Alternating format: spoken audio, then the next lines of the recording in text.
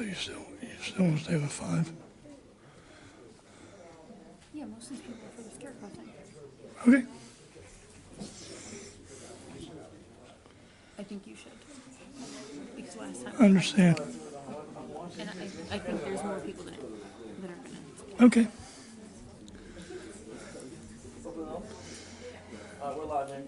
Okay, thank you. All right, let me have your attention. All right, let me have your attention. Good evening. Welcome to the City of Groton Mayor and Council meeting for Monday, December 5th, 2022. Clerk Jacome, please call the roll. Present, we have Mayor Hedrick, Deputy Mayor Depot, Councilor McCabe, Councilor Sheffield via Zoom, Councilor Carter, Councilor Piazza is on our way, excuse Councilor Norris, and Finance Director Uhas. Okay, thank you. Please stand and salute the flag. Pledge allegiance to the flag of the United States of America and to the republic for which it stands, one nation, under God, indivisible, with liberty and justice for all. Okay, thank you. Okay, recognitions, awards, and memorials. Where's Mary? Mary, I'll turn this over to you for the Scarecrow Trail Awards.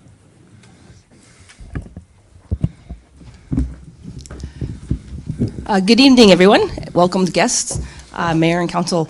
Where we did our 4th annual Scarecrow Trail. So we're going to give out our top 4 winners. We had some categories, and it was voted on by members of the community. So we're going to present our first place winners in each group. So for the first one we're going to do is funniest.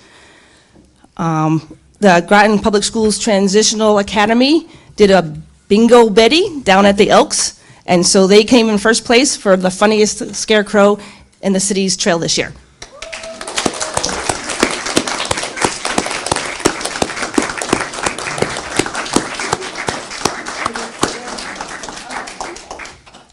Who am I handing this to?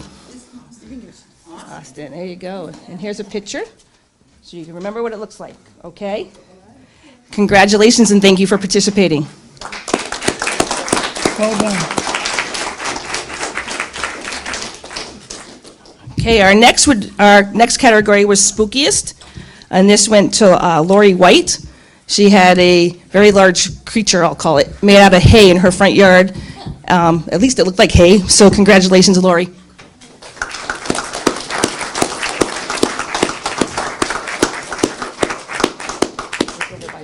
we can get a picture. Thank you. Okay, so most original.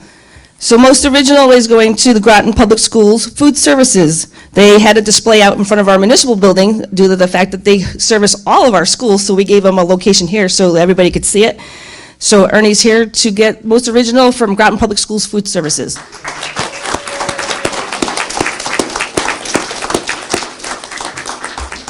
Thank you.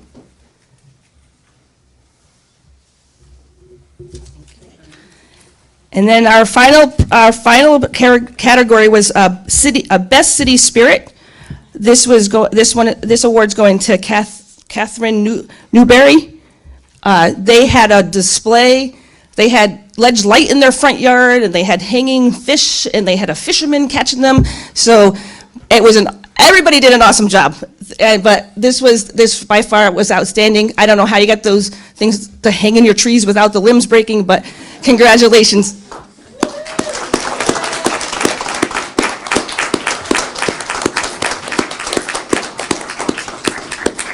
Who wants that? Who wants this? Okay, we'll look over there. Oh, look at the little one. Yeah, here we go. All right. Good. Again, I'd like to thank everybody that's here tonight that got awards. I'd like everybody that participated. It's a fun event that gets people out and about in the fall to look at some scarecrows, and we have some very talented individuals in our community that really do a good job with this event, and we thank them for their participation. Thank you. Thank you. Thank you.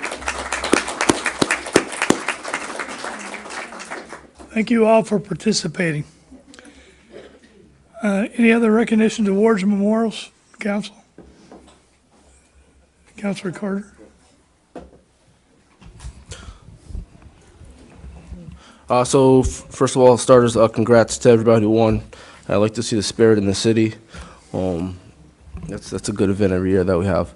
The second thing I wanted to mention is Groton Mystic Youth Falcon and Cheer. And I talked to the mayor about this. I think this might hopefully turn into some type of proclamation for the league. This past month, in November, the cheer squad, there's 4 divisions, and they had their annual cheer competition, and all 4 cheer divisions won first place, and that's the first time in the league history and only the second time in the conference history of youth sports and youth football and cheer. So that was a good accomplishment. I want to give them a shout out on that.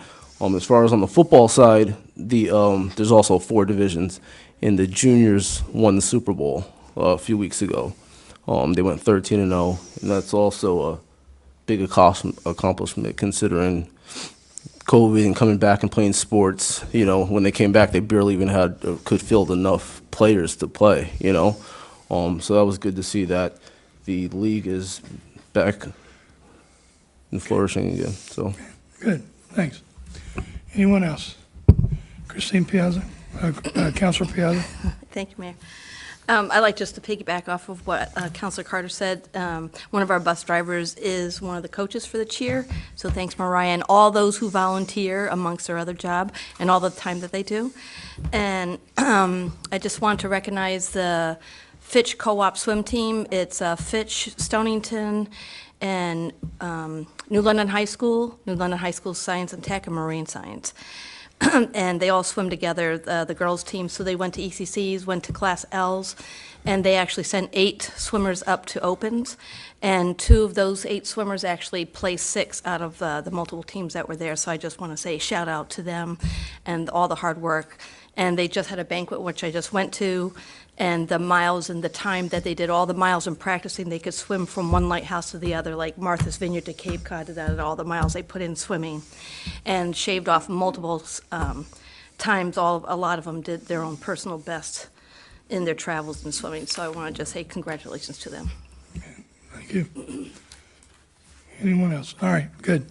So tonight I've asked, in preparation for the 2023 legislative session, I've asked our legislators to come here, Senator Heather Summers, Senator Christine Connolly, and not Senator, State Representative Christine Connolly, and State Representative Andre Baumgartner. If you guys could come up to the front table, please.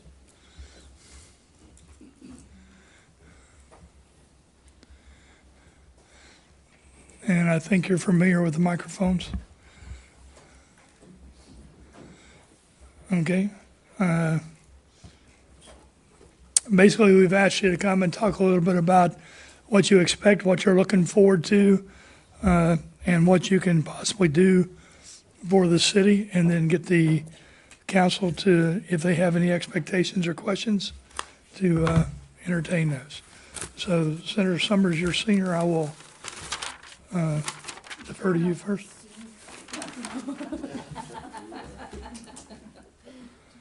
Button. I was going to say, I'm not sure I'm I senior. didn't say you were a senior. I Okay, said a senior. Well, I actually probably am a senior senior, but, well, thank you for having us. And I think it's important for us to listen to you all, what you are looking for us to do in this coming session. I have a little update on our revenue situation, if you'd like to hear that. It's pretty dry, but we just had a meeting today in Appropriations and Finance.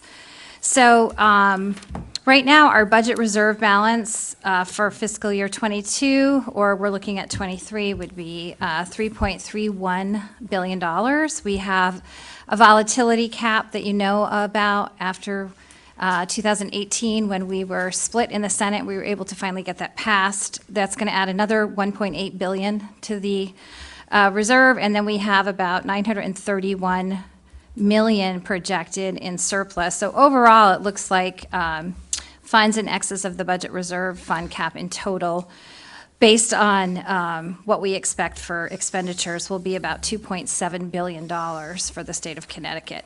The thing that we have to keep in mind is that there is carry forwards and ARPA contributions that we've gotten for one-time services, and the legislature has passed some things that will need continual funding going forward. So that is something that we have to take into account. It sounds like it's a lot, but if we're going to continue some of the programs that we started, it will quickly dwindle down. So overall, though, it's a positive financial situation. We also have added about $8 billion to pay down our debt for SERS and TERS, and we will continue to do that. And I'm sure you're all familiar with how the budget works. So that's kind of where we are going into this next session. I'm not sure if if my two counterparts have figured out or have been told where they're going to be placed on what committees. You know, we're still negotiating that right now in the Senate. Those numbers or those assignments are just starting to come out. I think people may have an idea what they're going to do, but they're not official at this point in time. So I'm really here to listen to see what we can do to help you and what you are looking for in the coming 2 years. I'm sure that there are needs in the city. If there's specific bonding requests that you have, et cetera, we are happy to facilitate those, to try to put those in and get you what we can as far as funding is concerned. We do have the bonding cap, as you know, but we do have ways to get certain things funded for the city. And you know, I'm not sure if they were going to look at changing the formula for education. I will have a bill in that will talk about separating Groton outside of the formulaic process that we have right now, because it really should be looked at as a standalone, because it's a military town and in military schools. And those are very different than anything that we have. As you know, we were able to get Groton put into an alliance district, but it's slowly coming out of that. And there'll be a big loss of funding if it manages to continue to work itself out of the alliance district, and that really has not worked. Alliance districts were really designed to help those that were struggling, but no one wants to get out of alliance once they're in because their funding is set. So that's something I think that we need to look at, and I do have other bills that I'm interested in putting in, not specifically for Groton, but I'm really here to hear what you all have to say. So before we go any further, I want to say congratulations to all three of you on your hard-fought victories to win your seats. So congratulations again. Good luck in this upcoming year. So we'll go with Representative Connolly. Thank you, and thank you for inviting us here. I, as a member of the House, we are 86 Democrats strong out of 98 Democrats strong out of 151. Our leadership and committee roles are known, but getting publicized this week and next week. So I know I'll be quite busy, but pleased to serve again another term. I do know the committees I will be on, and excited to get some bills in. I'm here to hear what you guys want to do, because our bill deadline will be in January, which, while it seems far away between holidays and possible snow days, next thing you know, you blink and we're right there at our bill deadlines. So it's really important if you have bills that you tell your entire delegation, so we can all do research and put them in as a group effort. Same thing with bonding. If you have any bonding requests, the sooner we know about it, the better it is, the more meetings we can have, and we're not duplicating work, which is also important, as they ask the House and the Senate, do we support these issues? So it's important that you're letting the delegation know. And also, I want to talk briefly about grants. If you have any grants being proposed, we do letters of support. Our other communities, my other communities often reach out, and I believe that's an area that the city is applying for many grants, but sometimes doesn't always reach out to the entire delegation. So we're happy to do letters of support for grants or other bonding projects that you have pending before the state. So please do let us know, and let us know what you need so we can assist in any way we can. Of course, the more notice we have, the better. With our land transfers, if you have any state land you need, those do all need public hearings. And the public hearing deadline, while it seems far away, it's several months away at this point, those days do come up quickly. So if we know you want to do something with the state, you want to do a land transfer, you want to do a bill, the sooner you tell us, we can make sure that you hit all the agendas you do need to hit in time. I have letters, I have a list of bills as well. I think the most important thing for Groton town and education is always our school funding. And last year I fought, and we made sure that we did remain Alliance District another year. And with some changes on the Education Committee and the House side, I think we'll have new bills and a lot of new fresh faces about how to fund, but it's my priority to make sure that we're well-funded in that area and well-funded in a variety of other areas. But if there's any specific city funding requests, again, it's just important to know about them soon, and I look forward to hearing your priorities. Thank you. Representative Baumgartner? Thank you, Mr. Mayor. There we go. Thank you, Mr. Mayor. I'll be brief to echo Representative Conley and Senator Summers. I can't speak for Senator Summers, but I too have received my committee assignments. Look forward to sharing that with the public very shortly. Very much well-positioned to advocate on behalf of the city through those committee assignments, and look forward to working with each of you, including the mayor and the city and town councils to move our priorities forward. With respect to bonding proposals, obviously, it's most important that as a delegation that we push forward in a unified manner, and no stranger to working with both Senator Summers and Representative Conley. So I look forward to hearing from you and your ideas and solutions for state legislation, and as a city resident, especially thank you for the opportunity to reach out to the delegation. To me, when I did serve in the House, I don't recall having a preliminary meeting ahead of time, so I think this is helpful, and thank you again for the invitation. Okay, I'll open the floor for discussion. Councilor McCabe? You mentioned that you worked in the last year to get us designated as alliance, as you call it, or Remaining as an alliance. We've been an remaining alliance as since alliance. 2017. Right. So are you anticipating, is this something you have to do every single year to get us that designation? And are you anticipating any issues with that this year? And is there anything we can do to support that? No.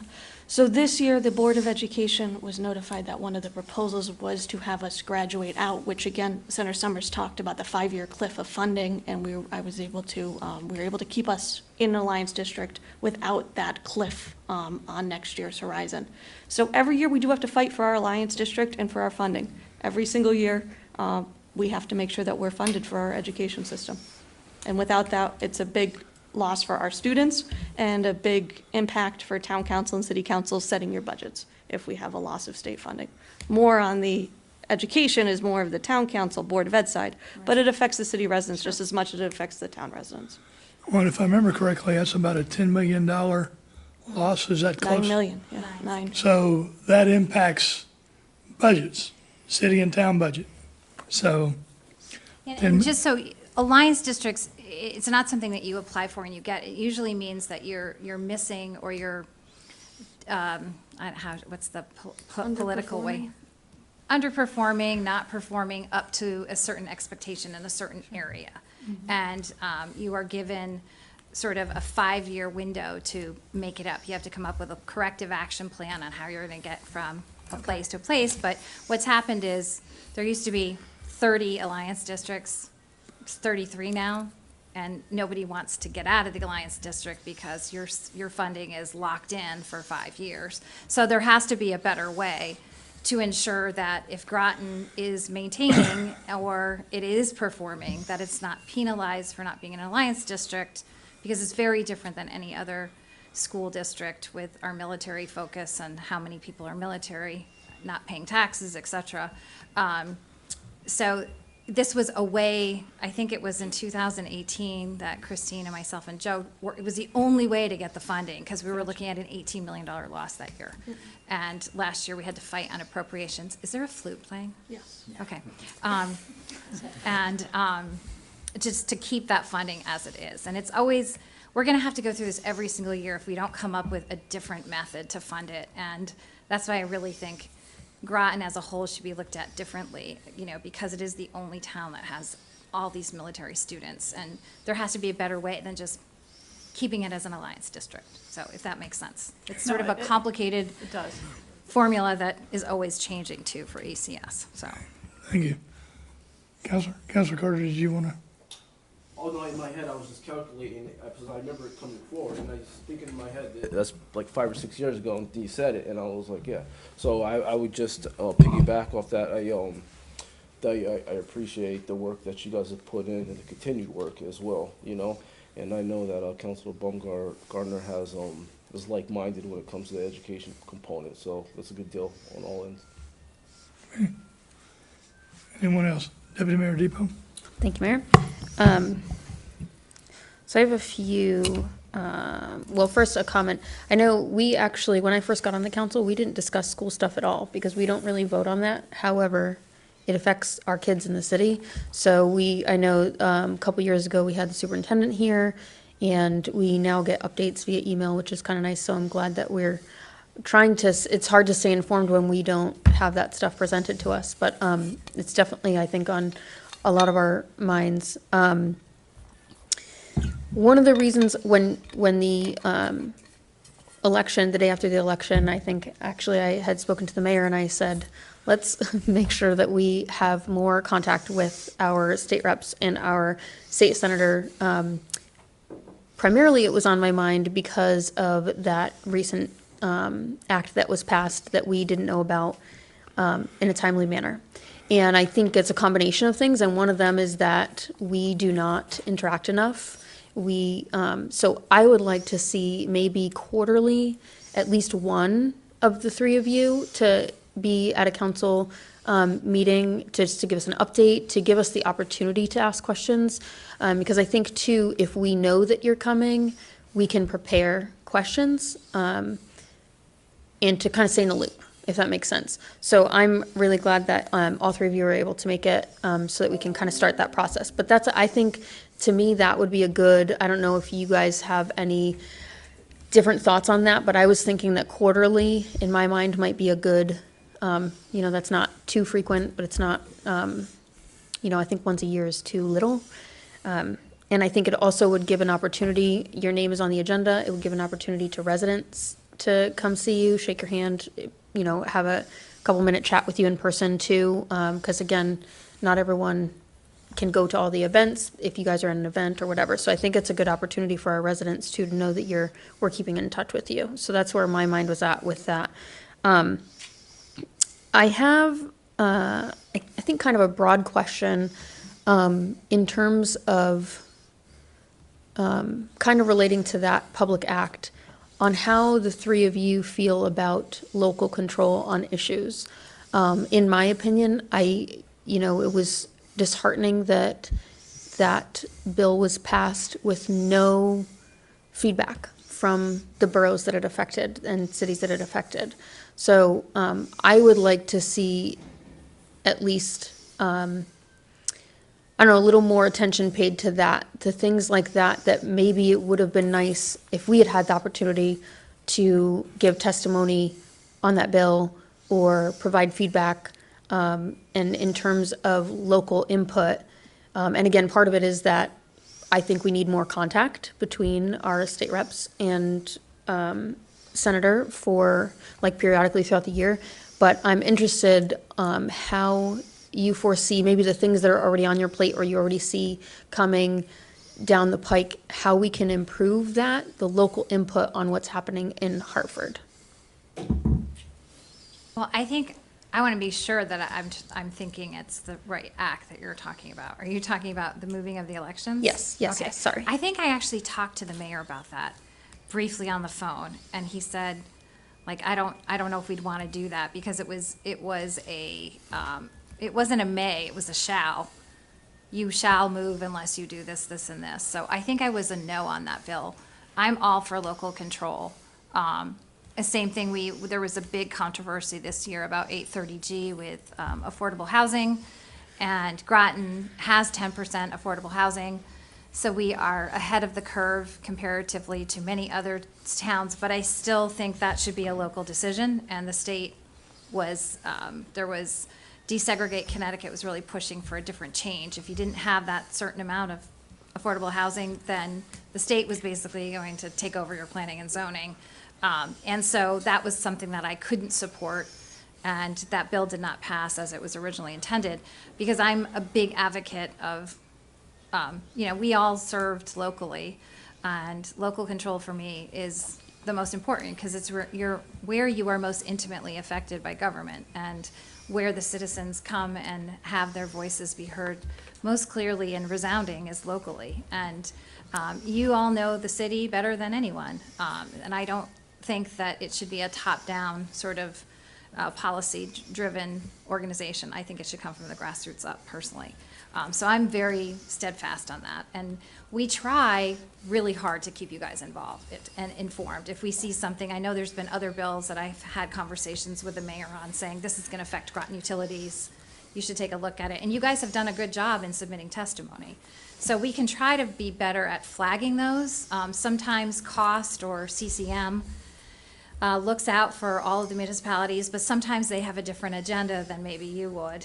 So we can try to be better and flag those things that come up. And sometimes things, it's a fluid dynamic. Some things come up and then the bill's changing. But at least maybe just to highlight to you maybe some of the impacts of proposed bills. It's a little tricky because not all of us are on the same committees, I've been on public health. I know Christine's been on planning and development. I don't know if you were last time or not. I was last time. So different committees deal with different issues, but we can try to be better and have our staff sort of flag those things that might affect you as a municipality. I mean, overall we try to look at it, but there might be something very specific in that particular. I remember that bill specifically because I was one of the ones that has, you guys have, or had, I'm not sure what you've decided, had your elections in May. And I remember talking to the mayor of New Britain about it, saying, what do you feel? And she was like, this has got to be a local decision. So, I can say that. And maybe if we meet more frequently, it's an opportunity to come up. So there's a lot of bills that are put in. I'll just give you an example. In public health last year, we had about 500 bills that go in. And then you go through screening. So of course, there might be a bill that could come up that sounds horrible for for the city. But by the time it goes through that screening process and it sort of gets vetted, it might not even make it to be heard or have a public hearing. So don't panic at first, maybe as things go along, we can try to be better. I'm not sure if there's another way to really highlight that. Maybe Christine has some ideas. Yeah.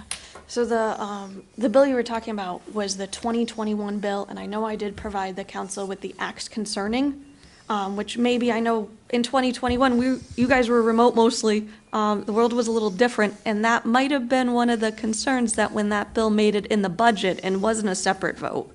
Again, the budget that funded our schools, when we talked about that big $9 million decrease, it's one vote for those items, for all those items together. And I did vote for the budget because I feel we should fund our schools and our municipalities.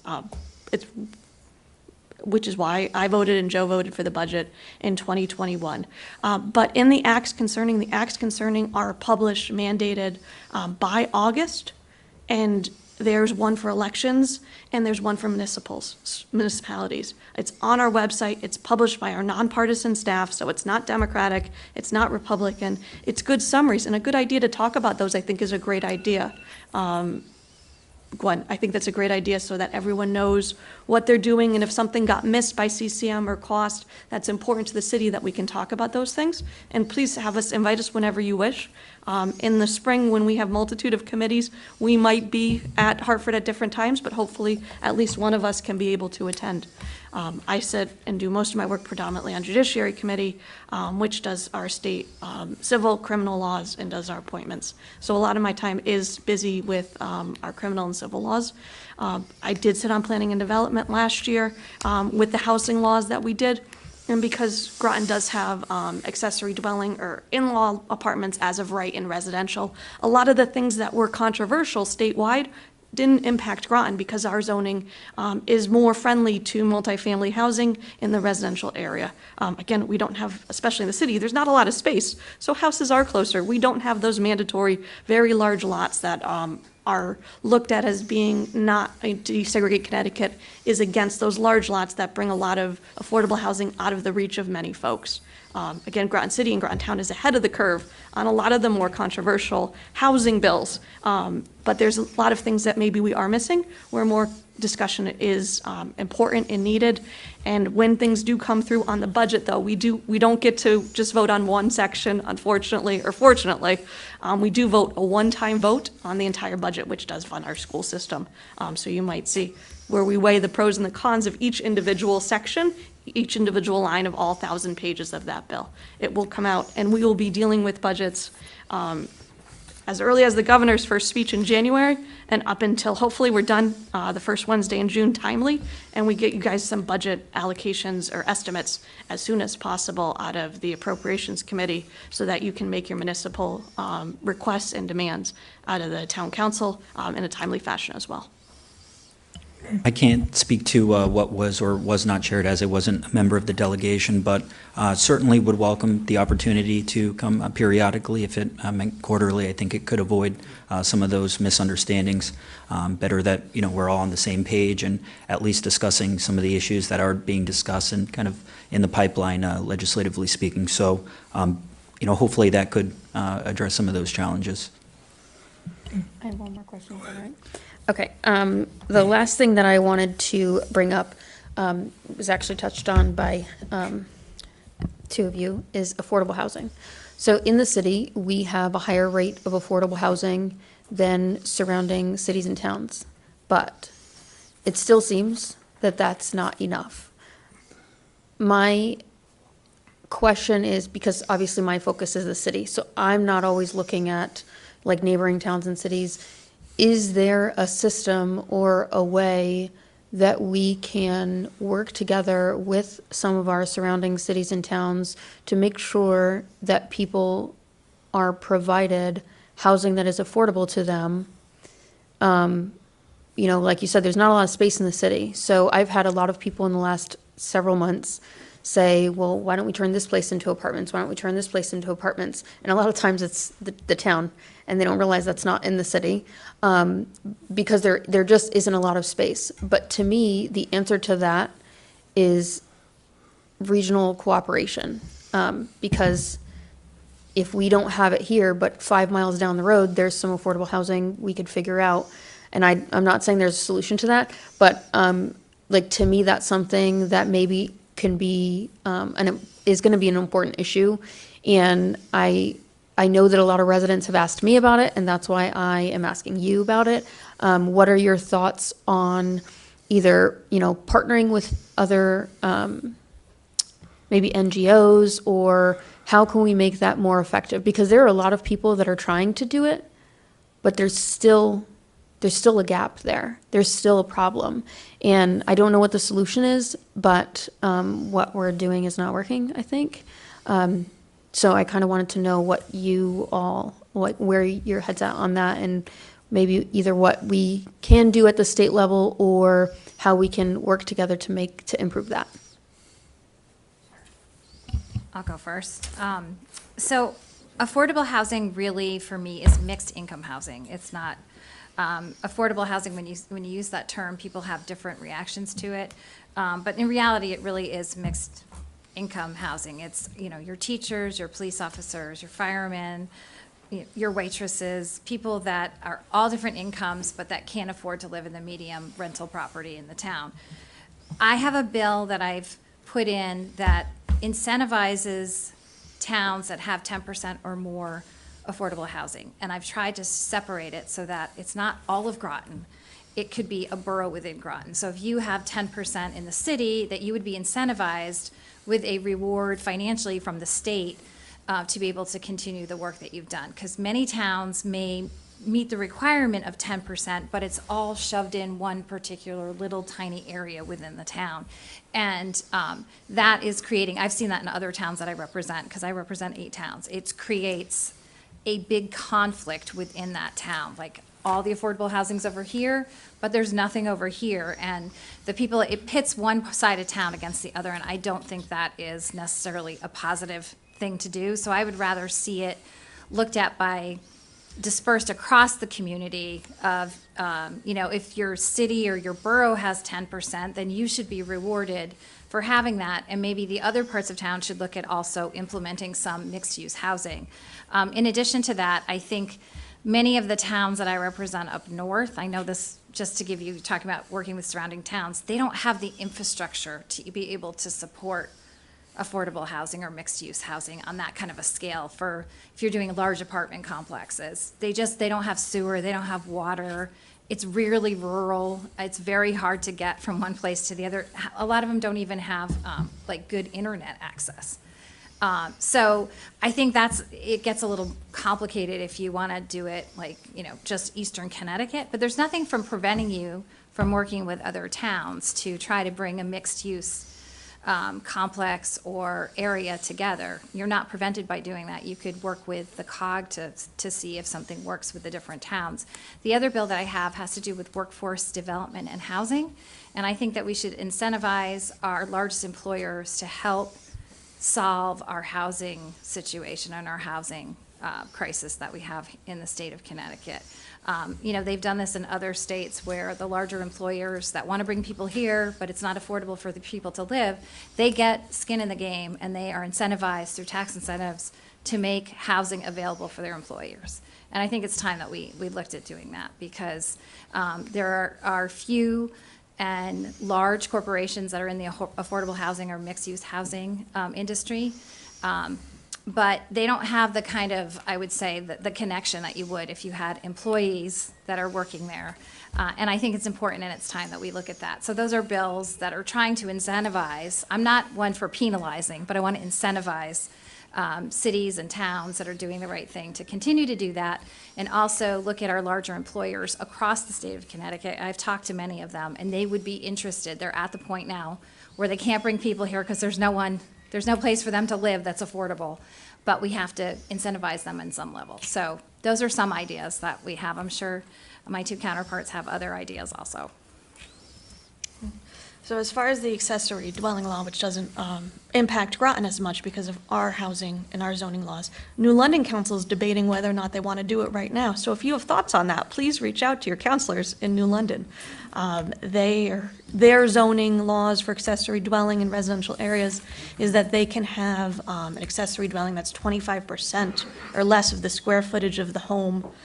So they're deciding, is that sufficient, or should we change? And you may have thoughts based on what happens and what works in Groton. That would be helpful to your counselors right across the river. So it's the first thing, can you do it? You can do it this week and call them and speak to your fellow counselors.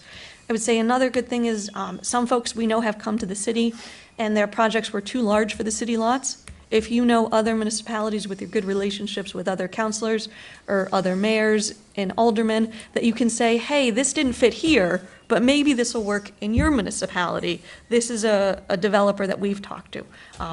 I know that I bring developers around. I know the city is confined with space, that there's not a lot of areas to build new housing, but you have a lot of folks who are looking to rehab some of the older housing, and there might be grant opportunities there that you can help the residents be able to rehab housing that is perfectly fine structurally, but maybe the kitchen and the bathrooms are a little outdated and aren't appealing to the young families in a way that other dwellings do.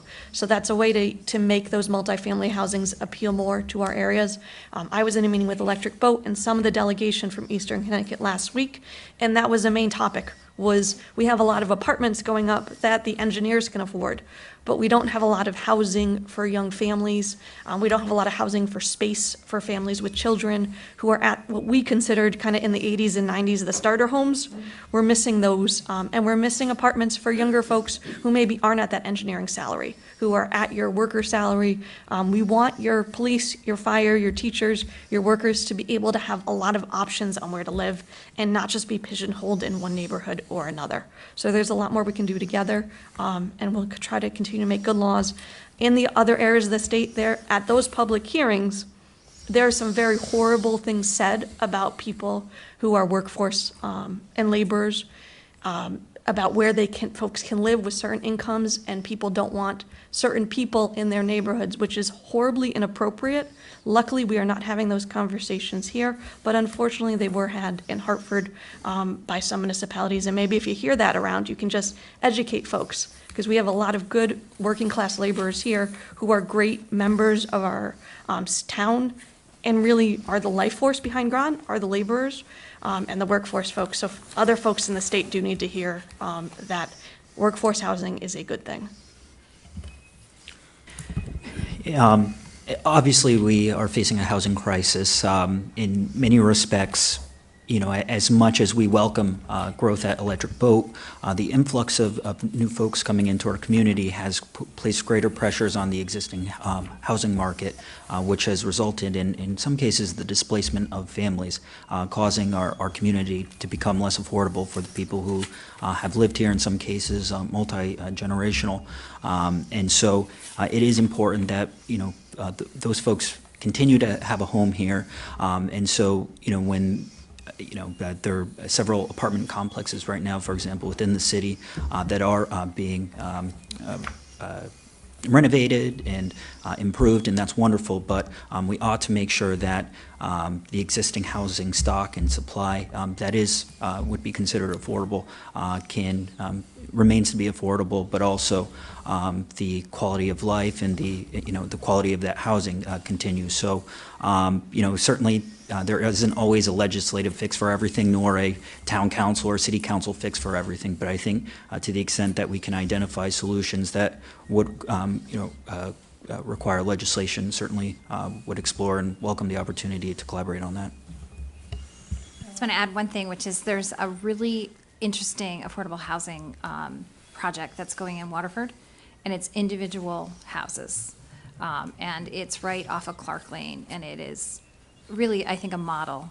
Individual houses that not everybody wants to live in an apartment for mixed use, and so everybody would have their own particular house. Again, it did meet with some folks that were not keen on having that there, but once people understand that affordable housing really is, it's sort of a mixed income based housing, and it's very different than what people imagine it to be when you say affordable housing.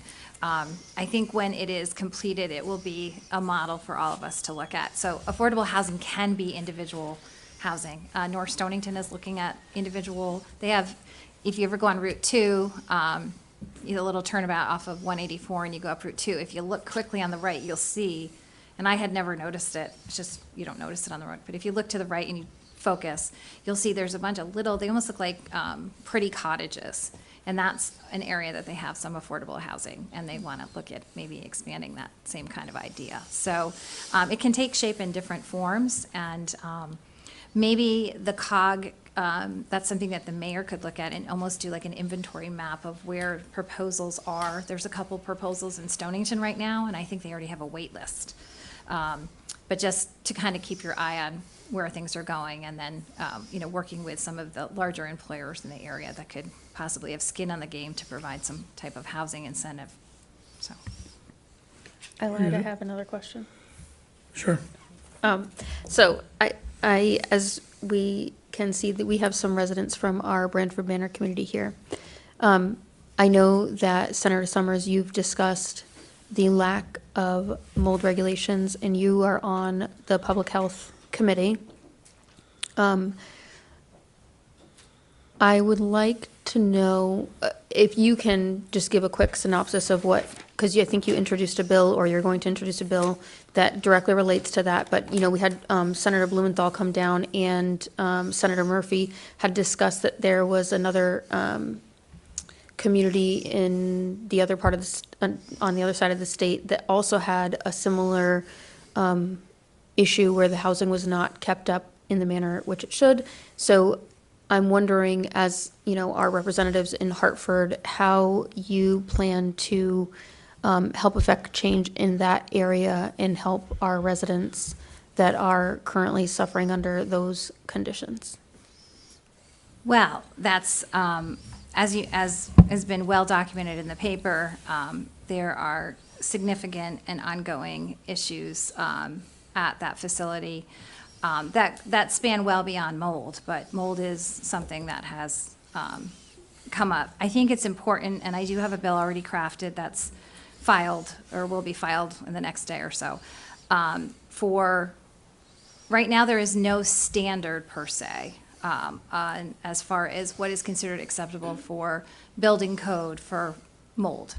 And there are appropriate ways to measure for mold, and there are inappropriate ways to measure for mold. Measuring for the spore, there are different types of mold. Some are harmful, some are not. Some are harmful to certain individuals that are not harmful to other individuals. So it's a complicated standard, so to speak, and that's probably why there is not a federal standard. There needs to be a federal standard, but I don't think the state of Connecticut can wait any longer, because now we've seen this repeatedly in older housing stock. So the bill basically is working with DPH to set the standard on the mold colony-forming units, what's acceptable, what the types of mold are, and how to do the testing properly, because you can run around and take air sampling testing, and that might not be the appropriate way. Is it a contact surface swab? What is it? And there are different methods to use to be able to appropriately measure for mold. So you can scare people by saying, I have all this particular mold in the air, when that might not be the appropriate testing method to measure for mold. So that's basically what it does, and it comes back. I already have had conversations with DPH, being in leadership on the Department of Public Health. It has been very helpful. The other people that are in leadership are also on board to basically have DPH set the standard and the criteria and the testing criteria, and then go back at that point, after that is established and well documented by experts. It would then go to be incorporated into housing that the state of Connecticut is funding or providing tax incentives. We can't make the requirement on a federal property, because hopefully we've heard from our federal delegation that they will try to be establishing a mold standards, but I'm not sure how long that will take, and I think it's important that we take action. Obviously, the two we hopefully will marry at some point, and they will be the same standard, but that doesn't mean we can't have standards that exceed the federal standards. And then it would become a requirement that housing that is either funded by the state of Connecticut or within a particular town could adopt those standards as far as your building code requirements. And we've done this before in public health with like lead testing in your wells, and it's not a requirement necessarily that you have to, you do have to test your well if you are a landlord once a year, and you have to provide the tenants with the results of that. So those are types of things that we can do through the Department of Public Health. We're doing that now for lead. We've lowered the standard, and that is the first start to try to correct this for the future. And I've worked closely with the mayor on this to, come to how do we handle this the best way? Because none of us are qualified to set the standard. It really has to come through the Department of Public Health. They're the experts, and they're the ones that know how to do the testing and the appropriate testing and how it's done. Does that answer your question? Yes. Did the other representatives want to respond to that as well? Yeah, yes, I can take a stab at it. So first and foremost, certainly would agree, would welcome, any effort to address some of the, obviously the old statutes that we have on the book or lack thereof. As the senator mentioned, I think it's okay to, have standards that exceed what would the federal government may be putting forward. Haven't seen the specifics to what Representative Courtney, he has publicly stated he would be putting forward legislation doing just that, but haven't seen the specifics yet. So, certainly would welcome, a state standard that could mirror or exceed what the Representative Courtney would be putting forward. Just as far as tenants union protections, in the previous legislative session, there were some changes to state law that did grant additional, state recognition of tenants unions and added protections, but would also welcome, additional protections to make sure that they do not face any form of retaliation as has been seen in the past, which is absolutely unacceptable. So that is an area I'd like to focus on as well. Would also like to look into Chifa in particular, which did back a loan that when the tax incentive agreement was being negotiated, Chifa did play an outsized role in a lot of the financing, and I'd like to get to the bottom as to kind of the oversight of that loan, and to really learn from I think, some mistakes that were made as far as, utilizing taxpayer dollars to subsidize a very wealthy corporation. And the purpose is to, improve the quality of life for those residents and invest in, improve the housing stock. Clearly, that was not the case. In fact, it's gone in the opposite direction where, and unfortunately, some have pocketed that and have made millions, at the expense of, hardworking families in our community. So that's unacceptable. So I'd like to also take a look at that. I will be doing a supporting role to Andre and Senator Summers. I will not be working on mold legislation due to my full-time job and the work that we do representing tenants in a different capacity. So I will be working on making sure we have services for folks through our normal state services. So when folks call, and residents may not know who are watching, when you call the House office, you're given the state representative based on your address. So if Andre's office or staff gets overwhelmed at any point or needs extra, Joe and I have always worked to help make sure folks have their food aid, have their heating assistance, have, if there's any issues with busing of students, anything that we can do to help folks with their town or state services, and make sure that if there's an issue on one side of town, that we have all folks helping the residents as much as we possibly can.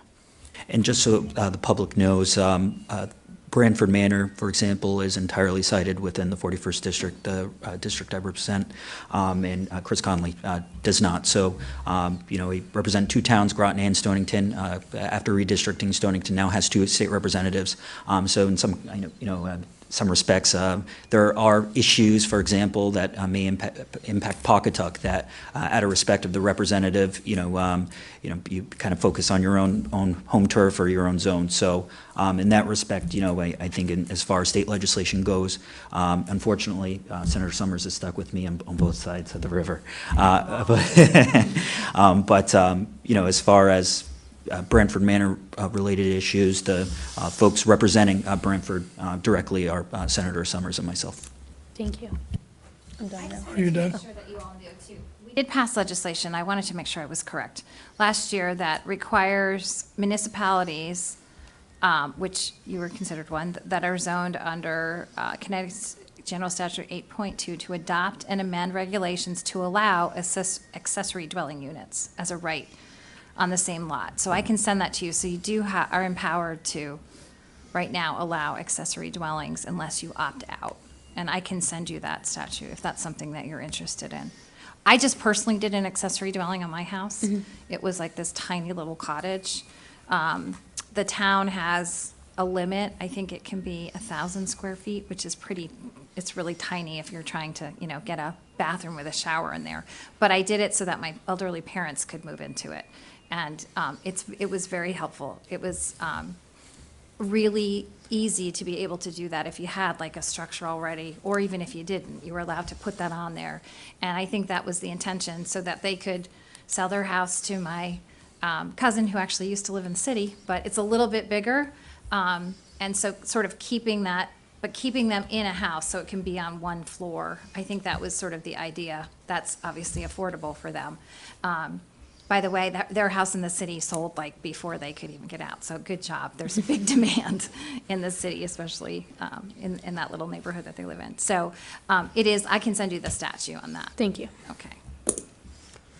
And the other thing about Chifa is I think Chifa, the legislature does not have say over Chifa. We can write letters of support, or we can say, please don't fund this, but they are completely separate in their decision-making. They can fund something that maybe, let's say that there was affordable housing that was going into a town and my town didn't want it.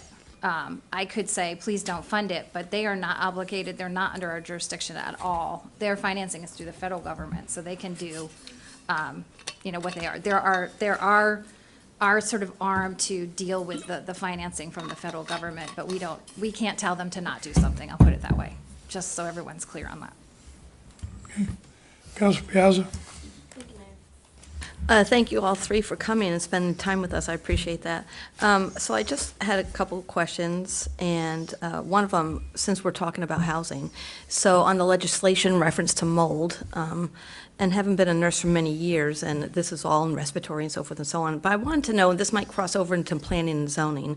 I know Branford Manor's been there for many, many years, but, you know, learning more and more and more, I've had friends who have had basements, but also who have had crawl spaces, and it's, also, too, would be, I wonder if there'd be legislation not just into mold, but also bacterially.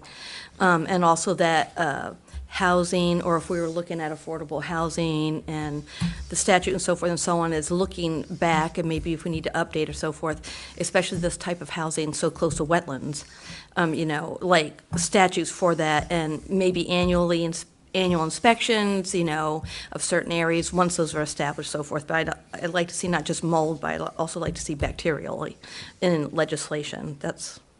I'm not sure how you would do bacteria, honestly. Like, I mean, it's everywhere. You know, MRSA's on the table. So I think that would be a tough reach. There are some generic standards that are like, there can't be standing water, there has to be ventilation, but there's nothing really, as far as, you know, there's this amount of mold that's considered harmful and this type of mold. There's nothing on how do you do the test? Do you do a surface contact and let it grow out on the plate, or do you try to sample it in the air? Because mold's in the air everywhere, not just in your house. So I think bacteria would be tough to do. I mean, we could talk more about that offline maybe, but I think a good start would be just to establish the criteria on the mold. And then, you know, it also is a little bit gray, because I could be exposed to a mold that doesn't bother me at all, but it bothers you. So there's that criteria too. So I think that's one of the most difficult things. It was the same thing with PFAS or lead. Like, what's a safe level? Well, really no level is safe, but you have to come up with and establish a criteria of what, you know, what we can get to, et cetera. So I think the first part would be just establishing that, and I'd be happy to talk to you more about bacteria at a different time. I appreciate that. So maybe going back to when it was built, to look at what the statutes and the planning and zoning was then, and maybe needs to be updated, you know, going forward. So maybe that, so we could chat about that. My other thing I wanted to go back to is when we talked about the Alliance District for the schools, and we were talking about that's, and correct me if I'm wrong, that's based on performance. In that performance, how much does special education impact performance in order to stay in an alliance? You know, I don't have the specific criteria, but I believe that the reason that Groton was put in alliance was really because of truancy. So it can be as simple as you have X amount of truancy places and that you're underperforming there. You know, special education, it's not measuring, for example, how well a special needs student is doing on a particular test or anything like that. That's not part of the criteria. It's, you know, are they performing to standard? Are they showing up for school? I can get you the particular criteria, but we honestly had to look for a reason, to find a reason to get them in an alliance district, to get them funded. And, you know, some of our, I don't know if you heard, I heard from people that were like, oh my God, we're in an alliance district? We don't want to be in an alliance district. Because it's really the underperforming schools. But, you know, I think it was truancy that helped us get the funding. But, you know, it's a big, big difference. So that's why we really have to think of a different way to fund the town of Groton. Because just keeping us in that alliance, yes, is keeping the town with the same kind of funding level, but it's not really what the Alliance District was meant to be. And I can tell you, like, the special needs is not counting against us for Alliance, if that's what you're concerned about.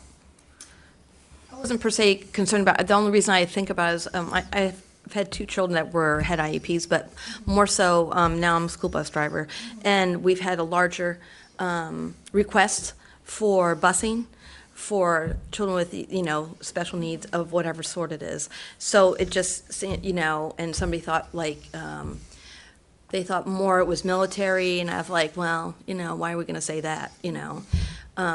But, so I was just looking at that because we have increased in, as far as transportation with more special needs, and I've come across more with parents who have special needs, and I've done it for many, many years, so I just wanted to see what the impact was on that, but thanks for explaining that, but I would like to see more on that, that'd be great.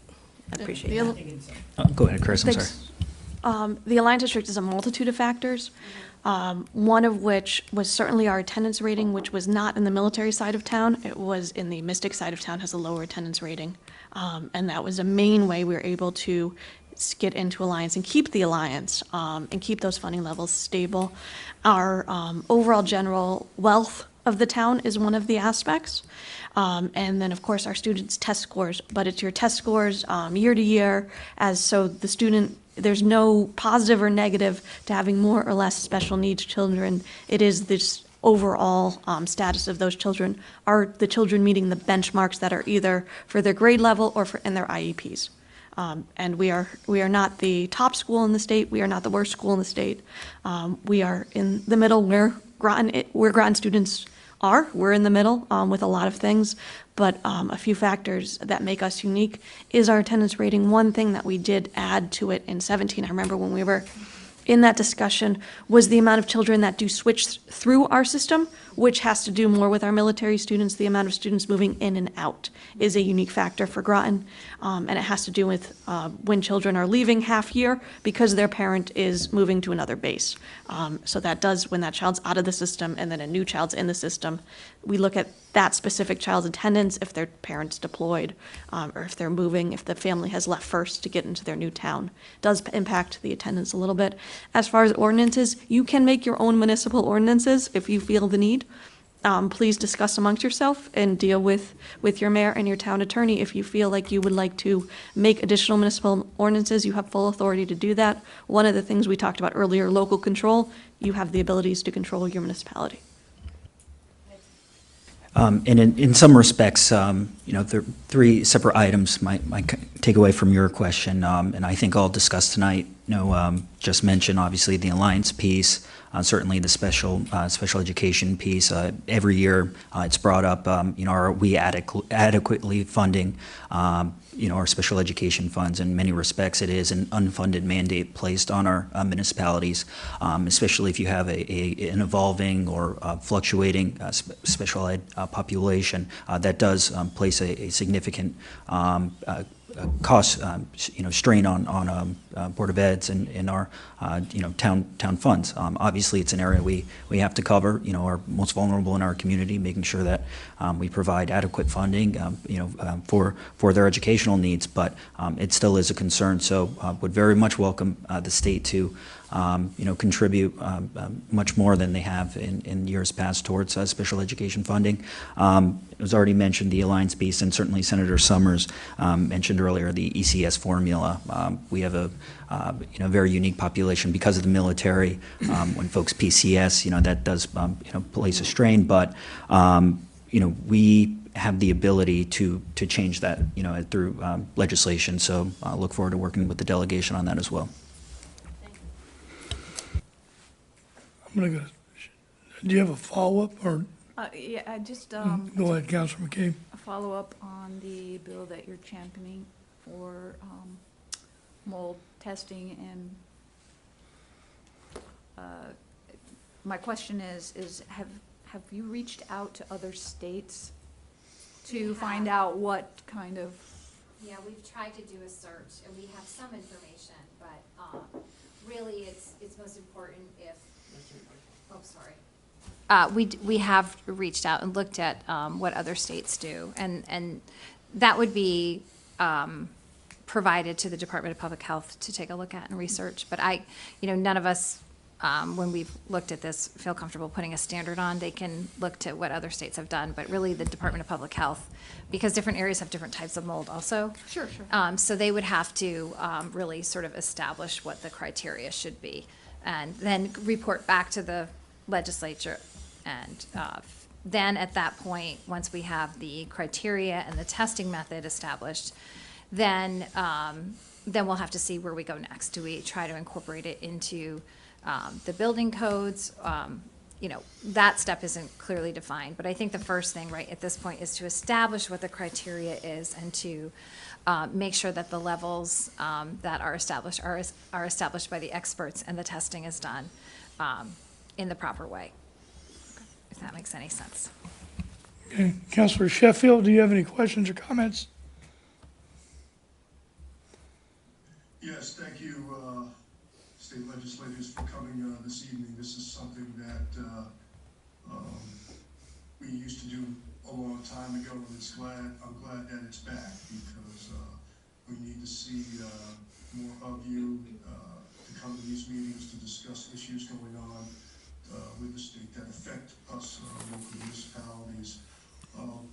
Feel free, I mean, it doesn't have to be so much a quarterly thing, as the deputy mayor mentions, but if there's anything significant that, that the city needs to be aware of at any particular moment, feel free to reach out to the mayor and to us to, let us know if anything is pertinent that we need to know about. So it doesn't have to be so much a exact quarterly thing, but anything that certainly comes up that the city needs to be aware of. I think it's important for you guys to stop through and let us know what's going on. So we definitely appreciate that. Question as far as the budget, which, like I said, sounds great that we're on the plus side right now. How does it look? I'm not sure about projecting long term, but if it looks good for the next couple of years, you want to do a quick synopsis if that's a possible thing that we have going forward with the state if we're looking good fiscally down the road. Well, I can answer that based on the projections that we have, which we look like we are in good order for the next coming year. You start to see a dip after that for a few years, and then hopefully a recovery after that. We do not look like we're in any type of deficit mode in the next year at this point. A lot of that is based, though, on the revenue projections at this point, and those projections can change depending on what happens with the economy. But at this point in time, that's what I can tell you. Yeah. Thank you. Yeah, our revenues and expenditures are in line for our upcoming fiscal year. And then if you would have asked me, right before 2020 session, how we're looking, I would have given a different answer in November or December of 2019 than what popped up in March of 2020. So I would say barring issues that might change, and we have a good rainy day fund to deal with whatever comes before us in the next year or two. Okay, so let me go through my list real quick. Some of these have already been discussed, so I'll be brief. There are things that you guys are aware of based on where you are and who you're working with that we're not aware. So we sometimes need help identifying what the opportunities are because we may not know what the opportunities are. So what I'm asking for is helping us to identify funding opportunities for the city of Groton based on availability and favorability in Hartford. Also interested in legislation which would interest the city of Groton, both positive and negative, to allow us the opportunity to provide testimony. So if there are things that are coming up that could negatively impact the city or positively impact the city, please let us know so that we can provide testimony. Environmental impact, sustainability, and resiliency. I know this is one of the areas that Representative Bumgarner and I are in agreement on about the sustainability of our coastline. So I'm looking regarding funding for infrastructure in the municipality and Groton utilities. Anything that helps with economic development, art, walkability, bikeability, community enhancement, growth initiatives where we can apply here. Housing is an issue here. We don't have a lot of space, so what we're going to have to do is build up. I know that there are people out there that don't like that option, but that's one of the things we're going to need to do in order to meet the housing opportunities for the future and in order to provide places for electric boats workers to live. Groton Utilities and CMEC, any energy initiatives which could negatively impact Groton Utilities or CMEC, since we're a 57% owner, I'm interested in. For example, in the past, there have been pushes to require purer requirements be placed on the MEUs. And so I'm interested in if any of that comes across. CT Index, someone will be reaching out to you in the future. CT Index is Connecticut Information Exchange. Excuse me. It is basically, it's a supply chain database for industry. The small vision is for electric boat, Pfizer, Pratt Whitney, Ingersoll Rand, those kind of things. But the larger vision is basically incorporating a database for all the different suppliers, for all the different major manufacturers, so that it's basically a one-stop shopping so that people know where to go if they need widget A over widget B. And there is someone else that's working on getting the meeting together. Once they can get that together, I'll be reaching out to the three of you again to invite you to that presentation. Workforce development. So I'm interested in, the electric boat pipeline. One of the challenges, if you need an engineer, you can go anywhere in the United States and get an engineer. You need a pipe fitter, ship fitter, welder, carpenter, somebody like that. They don't grow on trees. And where they do grow is they go in other shipyards, but they're currently being used in other shipyards. So pipelines like El Agrasso, Norwich Tech, they're starting, but we could use additional support for the pipeline for the workforce for submarines. Also, we have a shortage of building officials. So if we could do something with building officials, either reciprocity when somebody comes in from out of state and their licensures are recognized state of Connecticut. Connecticut doesn't currently do that, or at least to my knowledge they don't. They didn't last year when we checked on it.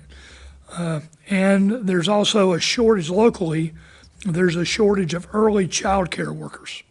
So the child care, the low income, all that all goes hand in hand.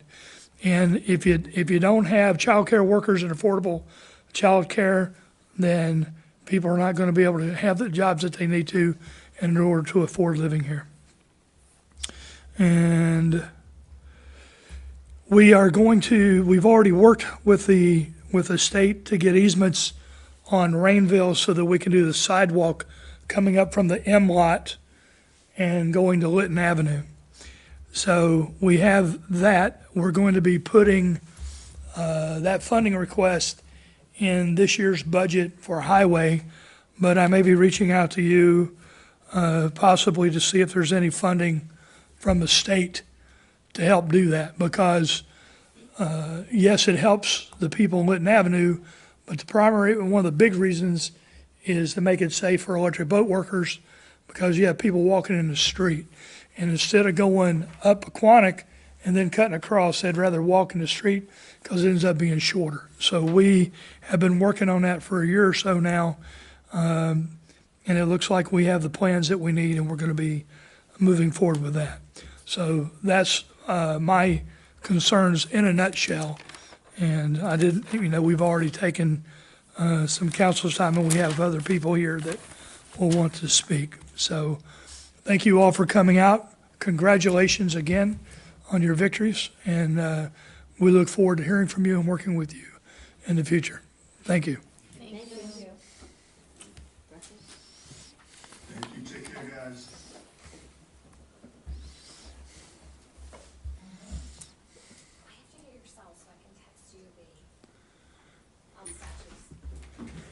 What's that? Oh, I just wanted to let you know, there is Connecticut Trails Grant just opened up, and I can send you that. It's $9 million of availability of funds that you can apply before March 1st of 2023. And you can use it, any municipality or nonprofit can use it to improve the trail system in the state of Got it. Connecticut. Okay? Okay, thank you. I'll send that over to you. Yes, ma'am, thank you. Okay, moving on. It takes us to receipt of citizens petitions comments. Receipt of citizen petitions is the portion of the council meeting where the council welcomes comments from citizens. To address the council, please sign the sheet at the table at the front of the meeting room. When you are recognized, please approach the podium. We have a microphone set up at the podium.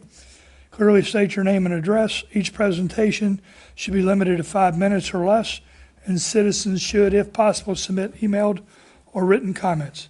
Presentations should be related to matters pertinent to the city of Groton. City councilors will only ask questions in order to clarify the speaker's presentation and can respond during the response to citizens' petitions portion of the meeting. Okay, Clerk Jacome, do we have anyone signed up? Yes. I cannot read that name, but it's 270 Branford Ave. Can I sign up as well? Yeah. If you haven't signed up, you can still sign up now.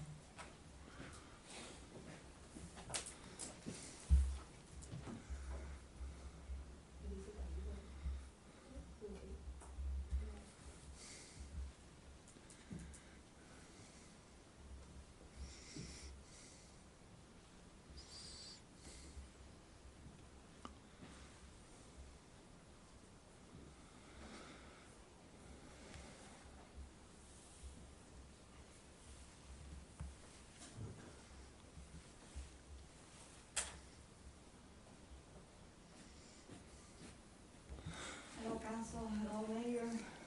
Good evening. I don't think I need that. I am a Branford resident. I work. I pay rent. I pay taxes. Mayor, why is it that if I call the police for a complaint, they tell me, no, the mayor said that's private? I have come here, okay, to complain about people in my home. I don't know these people. Branford have this bad thing of bringing people that are not what they think they are. They get people from Craigslist, they take people. I'm Hispanic and I am not a racist, but if you have people working in these apartments without documents, it has happened before, who is to tell you that it's not happening again? In the last 2 weeks, I have had maintenance and not maintenance, because they're not maintenance from Branford, coming to my home. I have cameras that they come in and disconnect.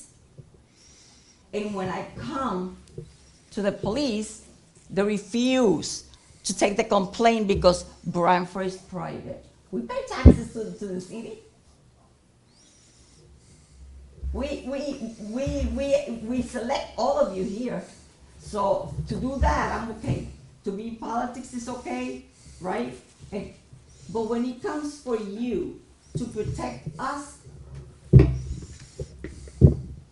we got people that we don't know who they are coming into our homes.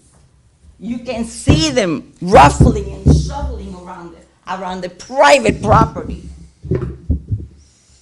And you tell the office and they say, oh, we don't know who they are, because they really do not know who they are. So I come here to the police here in the back, and they just looked at me, what, Bradford? Oh no, that's private. Oh no, Keith, no, that's private. I remember in one of these meetings, when Related took over, I asked, what's gonna happen to the substation? We used to have police officers walk around in shorts, riding the little bikes, being nice to the kids, teaching the kids that cops are okay. Related took over, where's our substation?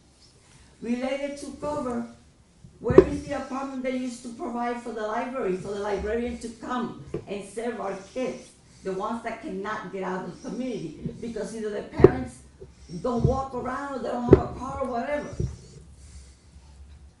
I am tired, sick and tired of coming from work or taking off from work because the phone buzzes and I look and I see two men in my living room and I call the office and they say, no, there's nobody there. I said, really, do you want me to send you the video? Do you want me to come and bring it to you?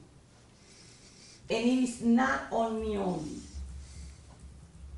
You hear from me because I have a big mouth. There are people that have been in their homes. It happened to me half naked. One of them got me half naked the other day because they go into homes without approval and permission.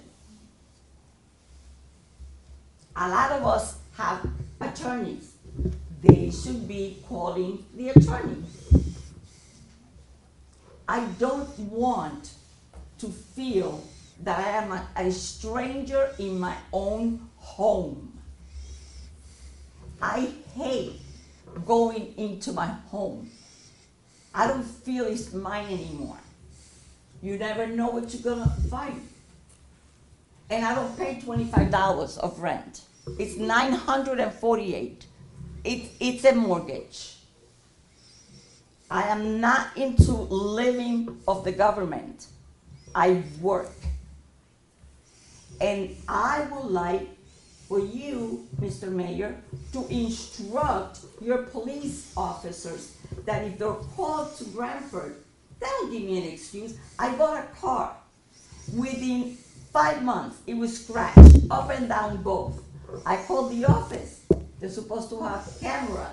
Oh, you have to call the police. Okay, so I called the police. What does the police go?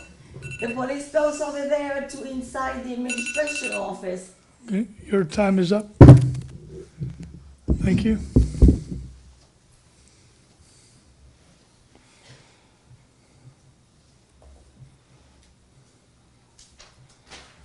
Who do you have next? Next, we have Michael Boucher.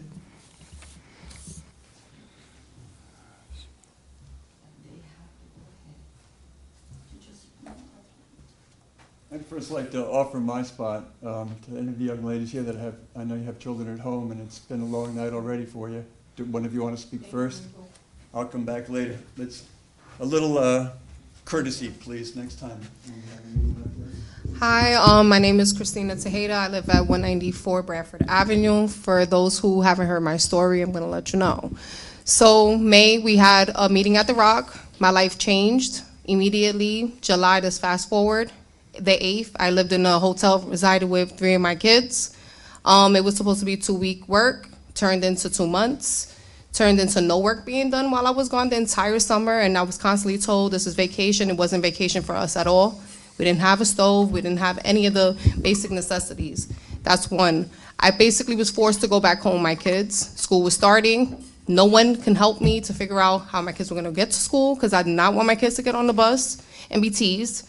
Because it's bad enough people were saying we were homeless, which we weren't because I paid my rent the entire time I was gone. September, we're at the apartment, we're sick already, been there a few weeks. They start school, work still hasn't been done, Branford still doesn't want to talk to me. They're being ridiculous, they're showing many forms of retaliation, which they claim they haven't, but they have. It's just up until, I believe it was November 14th, that I was basically told within 4 days to pack up my second floor, which is 2 bedrooms, a bathroom, linen closet, my first floor, my living room, my dining room, my kitchen, and my basement in 4 days. Was told Monday the 14th, you have to be out of the apartment, we're gonna put your stuff in pods, and Tuesday we start work. Tuesday, they came, put a wall in my basement, I haven't seen them since. It's already December. Today they were supposed to start work, and I was promised this by multiple people from Related. No one has been into my apartment. I had to celebrate my son's birthday, November 22nd before Thanksgiving, a week after moving. Boxes in my living room, decorations, and I'm having a whole full-blown party for my son. Thanksgiving 2 days later, my sister's here, my niece, we have family over, boxes in my living room. I could have stood in my apartment. They make things very inconvenient. They don't care about us. My son's birthday wish was to move out of Branford Manor. a 7-year-old, wants to live out of his home. He doesn't want to be there anymore. I don't want to be in there. I live in another apartment two doors down, and it doesn't feel like my home. I had to move there to a filthy apartment, for one, that I was promised that it was clean. It wasn't clean. It took me 6 hours to clean the filth out of that apartment. The bathroom, disgusting. The kitchen, disgusting. Everything was disgusting. But they put a sofa and a TV stand, some coffee tables, and some end tables, and this was home to them. That's not my home. They broke my furniture, they broke my sofa, they broke plenty of things in my house. Now when I ask for the money for it and I have the receipts, they don't want to talk to me. They broke my stuff. All my stuff is in a pod. All the pods that's on the property, my key can open every single pod on the property. Why is that? I had to purchase keys and a lock just so I can have my separate lock on the pod, just so I could know that my stuff was secure. This is all my belongings in these pods. They don't care about us. They look at us like we're just a normal statistic. We're low-income women with children, and we're worthless to them. They don't care about us. They have HOU that they hired that's supposed to be the mediator, the in-between to make things, the transition smooth. They haven't helped us. I don't care about the microwave they gave me. I don't care about the plates that they gave me that were metal plates. I'm not in jail. I don't care about the Halloween party that they had and they gave us oodles and noodles and macaroni and cheese, boxed macaroni and cheese. I don't care about that stuff. I want my apartment fixed, and I want my apartment to be livable for me and my children. Not to keep being told, we're gonna fix it, and nothing's getting done. I literally am the only person in my L that I have an attorney, and I have been getting the short end of the stick. They won't even pick up the trash in front of my house when they send the workers out in the morning, the groundkeepers. You have 1 minute. They don't care about us. They're letting us sit there, and they're letting us suffer. And they keep telling Ledge Light and all these other organizations that are stepping in that they're helping us. They're supposed to be closing my case for Ledge Light. They haven't done anything in my home. How is that even acceptable to say, work is getting done, we're gonna close it? They haven't came into my house. You guys can sit down, have 10 meetings about my apartment, draw a map out, but if work doesn't get done, what does that mean? I'm still living in another apartment that's not my home, with all my belongings in a pod, and I'm living out of boxes. That's not how you live. And they don't care about our children and how their mental state is. All of our children are walking around talking about this. All of our children think that we're being evicted because we're living out of pods. This is sad and it's disgusting. We're just in the back forgotten about. And I'm over it. I'm tired. I didn't move here from New York to Connecticut thinking I was going to get a better life to get the short end of the stick. Thank you. Thank you.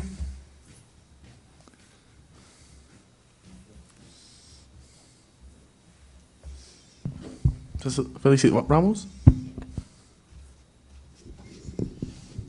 Hi, my name is Felicita Ramos. I live at 178 Branford Avenue. My situation is, I'm kind of sick and tired of people telling us the criteria for mold. There's no way to test for it correctly and all this stuff, but none of you are living in it. None of you are breathing it in. None of you are having the health issues that the rest of us are having. It's ridiculous. Like, how are you going to tell me I'm not getting sick from mold issues in the apartment just because it's not visible? It's obviously not COVID. It's obviously not the flu. It's obviously none of that, because I've been to the doctors plenty of times and they keep telling me it's none of that stuff. So it has to be the mold. I've had nosebleeds where I haven't had them since I was a little girl. I've had 2 so far already in the last few months. My 3-year-old has had 2 in the last few months, and so has my 8-year-old. It's ridiculous. Now they started doing work in our apartments and everything, but they're not giving us notices. They're shutting off our water, especially our hot water. It's ridiculous. We should at least be informed that that's going to happen so that we could, prepare, especially for us who have kids. On top of that, they're allowing all these workers to just enter our apartments without knocking, giving them a key. Some of us have been caught half naked. That's ridiculous. We're being moved out into other apartments that also have mold. Bringing us back into our apartments, still haven't remediated the issue. Yeah, they're knocking down some walls. They're not knocking them all down. Some of the apartments, they're not even gonna do any of that. They're just gonna fix the basement and that's it. What about the rest of the apartment? Like, we've had it. We've asked for help from everybody. Everybody looks at us like we're crazy. Like, we just continuously complaining and complaining, but nothing is being done correctly. If it's done correctly the first time, they don't ever have to come back to fix it again. Why does it have to be the cheap route? Just because we're low-income families? We have children who are obviously afraid of everything that's going on too, because they all feel like they're being evicted, or we're all gonna get kicked out because we keep bringing light into the situation, trying to get attention from everybody to get the situation fixed. Like, it's frustrating. We don't want to keep having to come out to these meetings to complain, but they're not treating us with the respect that we deserve. Honestly, my sister can't even come to these because she slipped on her stairs and got a concussion and still has been out of work for about 3 months now. And now is when they're telling her, maybe you can go back to work for half a day. Do you know how much issues that we're giving her just to change her rent? It's ridiculous. Why do we have to go through all these issues? But we have to let them know about everything, all the income we're getting, we have to let them know right away. It's ridiculous. And honestly, I'm over it. I just hope that we can get to the bottom of this all together so that they can fix the situation so we could get back to our lives. That's really all I have to say. Thank you.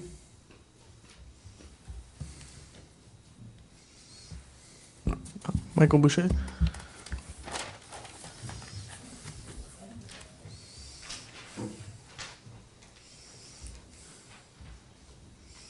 Anybody else first before I go? Mike Boucher, 16 Hillside Avenue. Another history lesson in addition to women's right to vote in 1903. Thank you, Councilor Carter. A lot has changed, but change has been slow. In April of 1865, the Civil War ended, but slavery continued. Between 1863 and 1860, the slave population grew from 5 to over 180,000. When the Civil War started, 30% of the Texas population were slaves. Some 30 additional slaves were brought into Texas during the Civil War alone. Federal troops occupied Texas in June of 1865 after the Civil War ended, and General George Granger issued a General Order Number 3 at Galveston on June 19, 1865 to enforce the Emancipation Proclamation. Juneteenth has since become a federal holiday. But what is little discussed or taught in our schools is that slavery continued, and when it did end, those in power simply rewrote the rules to improve their way of life. In Texas, in 1866, African Americans could be arrested if they did not have employment, and once jailed, their labor would be forced. Prisoners were leased to contractors as convicted laborers. These leased prisoners were pretty much used as slaves. The rights of all Americans continue to improve, but we are far from equal. Equality is a work in progress and will always be. The state of Connecticut made a big move to enhance, promote, and hopefully motivate and improve and make easier the rights of individuals to vote. The changes in the municipal election date were not hidden in a state budget. It, however, was included with other proposed improvements to the rights to vote, over 20 in all. There was plenty of time for anyone to comment, add, change, remove any of the proposals. But it seemed the voting rights section of that bill was welcomed by most. I'd like to thank Councilor Rashad Carter and Stephen Sheffield for standing up for voters' rights. So who does City Hall work for? Well, often it depends on what side of the tracks you live on. On the southern end of city, a significantly less diverse, far wealthier, and more likely to own a home, things are so well taken care of that it's ridiculous. We have a park, a city park, without a sign because, as stated at a city meeting, a park sign may be an attractive nuisance. I think this is the only park in the city that doesn't have a sign. On the other side of the tracks, to the north, you have a far more diverse, more financially distressed group that lack home ownership and deal with many other issues that make everyday life a struggle. A very large group of tenants with families that need help from the local government, but have instead been poorly cared for. Families who have not had a voice in our government, families who need all the voting assistance and encouragement they can get. It has been a shameful process for these residents of Branford Manor that they've had to go through. While their calls for help with mold, health, and safety violation have gone on for years with little action taken by the city, while the new owner of Branford Manor enjoys a huge tax kickbacks, with the approval and blessings of city officials. Mayor Hendricks, you need to be held accountable. Apparently, the city council, the town council, and town staff were never told until recently about all the horrible conditions at Branford Manor, or that the terms of the tax abatement agreement with the new owners of Branford Manor were never met. All this was well known by you as far back as 2018. If any city council member did know, please speak up and explain your lack of action, but I think you were all kept in the dark just like the rest of us. Branford Manor deserves to be treated as equals, and in November of next year, hopefully, their voices will be heard. We need to create more regulations. You need to step up to the plate and do this. You need to demand this.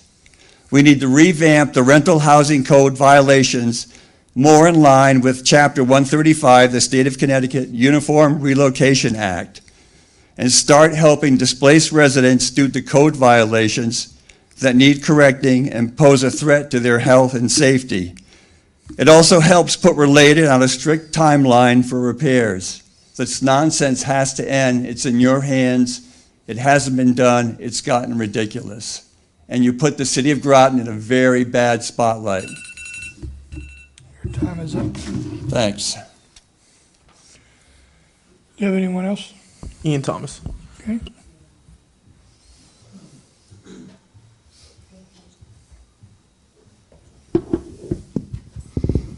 Ian Thomas, 24 Jefferson Drive. Briefly, I do want to thank the mayor. I heard the comments regarding the sidewalk project on Rainville. Sounds like we're making progress on that. Looking forward to it. That's an area that needs a lot of help as far as allowing the employees that walk up and down there to do it safely, as well as the residents that live on Linton Avenue apartments and walk down towards the Big Y area. That being said, my primary reason for speaking tonight is to encourage with all vigor the city council, and I'll be saying something similar to the town council tomorrow night, that there needs to be an agenda item that allows for full discussion, review, a detailed reappraisal of the whole default process, the related affordable. That has been more than 30 days since that default was issued, and yet we have not received a report on the progress. I just read an article in the paper tonight that allegedly insinuates that there's been like double-digit clearing of complaints. However, what I hear from the residents is a far different story. And not to mention like all the other discomforts that sure sound like retaliation to me, as far as the perpetual move-out dates of those who are in hotels, and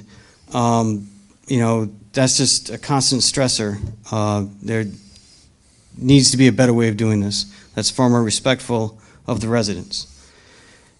And so what I would like to see, and I'd like to hear from the council tonight, and from the mayor in particular, is when is there going to be a detailed review of the situation at Branford Manor, as far as like a presentation. I'd like to see a spreadsheet of like all the complaints that were filed that like were that compelled the city to put related in default, and a tracker of like how those were addressed, when they were addressed, who did the work, and when the work was completed, and when it was inspected, and when was it approved by both Ledgelight, the city building inspector, and also the attorney for their tenants, and the tenants themselves.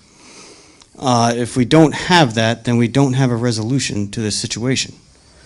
And that's all there is to it. I don't understand why there was not a meeting at the 30-day mark. There was one scheduled for the 21st of November, and then it was canceled under the auspices of no new business. However, the 30-day default was run up by that time, so I believe there was some business to discuss. So, along those lines, I just want to echo, what others have said before, and reiterate my frustration with the whole situation, and I would like to see a more transparent and accountable resolution to the problems. And I just want to voice my support for the residents, and anything that can be done, please continue to voice and reach out and work together. I look forward to seeing the tenants union formed, and I look forward to advocating for you by any means necessary. Thank you.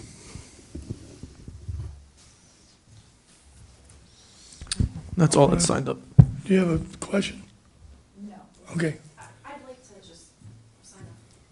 I have a couple comments with regard to a tracker I do have.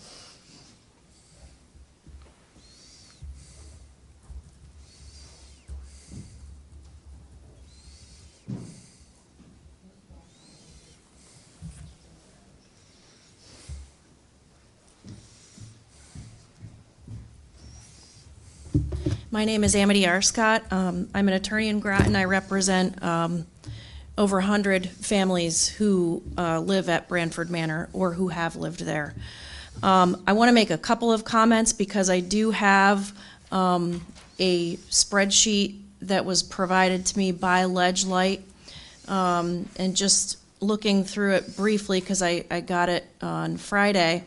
It looks like there's a record of 86 complaints that have been filed in the year 2022, so it doesn't include past complaints filed. But just looking at these, many of these folks are my clients. It's remarkable because clearly it indicates that many of these projects are complete, in progress, but the unit is vacant, and this is fiction. Nobody talked to me. Nobody talked to the families that live in these homes that are subject to public health orders or that Ledgelight Health District has inspected. You've heard from 3 of them today, and it's I think ridiculous is the phrase of the day. I'm looking at these units. We filed a complaint June 28th, 2022. It's indicated here that it was filed in August of 2022, which is incorrect. That the unit is vacant. Well, that's Sarah Alvarez. You guys heard from her a couple months back. The apartment's still uninhabitable. She's not there. She's in some temporary apartment with her things in boxes too. We've got, let's see, another apartment, 11-127. Nothing's been done. It's uninhabitable. She's been displaced. Let's see. 45-278, Yovelyn Diaz Delgado. She's been living in her apartment. They started work in there on about November the 10th. They didn't relocate her, but they certainly did seal off her kitchen, so she had no use of that this whole time. And I just stopped by there today. Her ceiling is wide open, exposing the toilet pipes right above her dining room table. There's no insulation, there is no ceiling. It is just I don't know, whatever, the plywood dividing the 2 stories. Let's see. Unit 43-242, Marilyn Monagas, still in a temporary apartment. Complaint was filed, or inspection was done on June the 8th, 2022. She's in a temporary apartment. Let's see. I mean, I can go on and on and on. This is just, it's ridiculous. Even the ones they've got marked as complete, the residents, the families are still out of there. They're not even there. So is this true?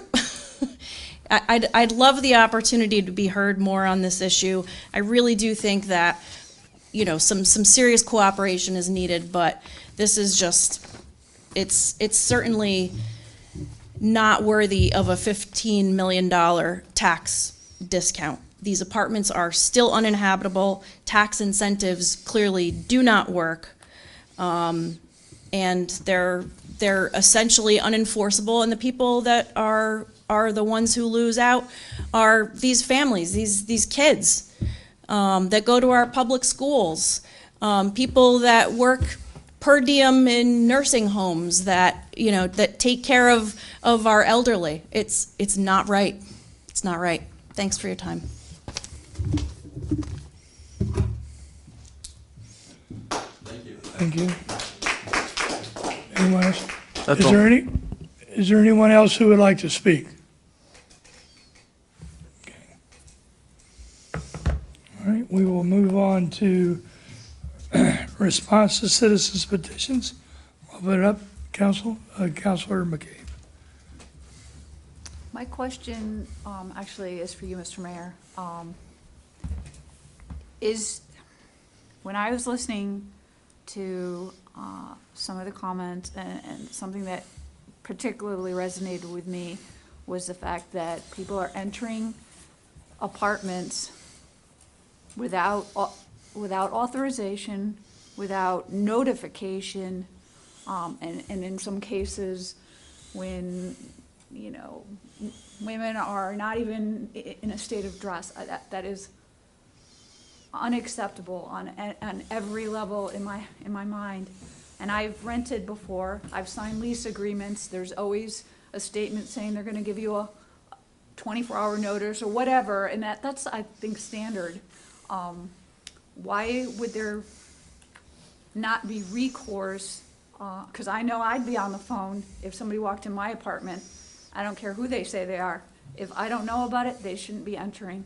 So what kind of recourse? How can we help with that? Because I don't think that's right. I mean, if they're calling city police. Well, this is the first time that I heard that city police was called and the city police did not respond to Branford. Chief, are you aware of any of that? No, sir, not at this point. I will go check. All right. I want to make sure that all the officers are well aware that if they receive any phone calls to anywhere in the city, then they're to respond like they always do. Branford Manor is a private area, but meaning it's managed by a private group, but it's no different than going to Groton Estates or to Linton Avenue Apartments or anywhere else. Yeah. So if they get a call, they need to respond to that. Now let me address the other side of this. So HOU is involved. I'm working with HUD. I'm working with Related, and the HOU and Related are supposed to be working with you, Ms. Arscott, to establish and set up access into these apartments. If that's not happening, then I'm not sure what the recourse is, but I will reach out to someone tomorrow. Maybe we need to somehow get a meeting together. But the thing that has complicated issues in the past, most recent past, last couple of months, and reasons that I could not be involved is because of the attorney involvement, and the attorney there and the attorney here were being involved, and you guys were communicating with each other, which made it complicated for us to get involved and do our thing, meaning from the building inspector point of view or from Wedge Light point of view. So my understanding is that based on talking to Jeff Brodsky and the meeting that you and Jeff and everybody was at, that you guys were going to be communicating with each other. you and Bill Perdue and HOU. Susan Conley with HOU was supposed to be communicating with that. They're supposed to be putting out notices. One, they're supposed to be working with you. The challenge is, do they work with you, do they work with your clients? But they were told they can't work with the clients, so they got to work with you. So they're telling me that the information is being provided so that they can get access. If that's not the case, then I need to understand that, and then I will call a meeting and try to figure out what's going on, because that's unacceptable. Well, you can call me anytime. I know we used to talk quite a bit, and I haven't heard, it's been crickets. I haven't heard from anybody. But they're telling them to enter regardless, Yeah. whether we have an attorney or not.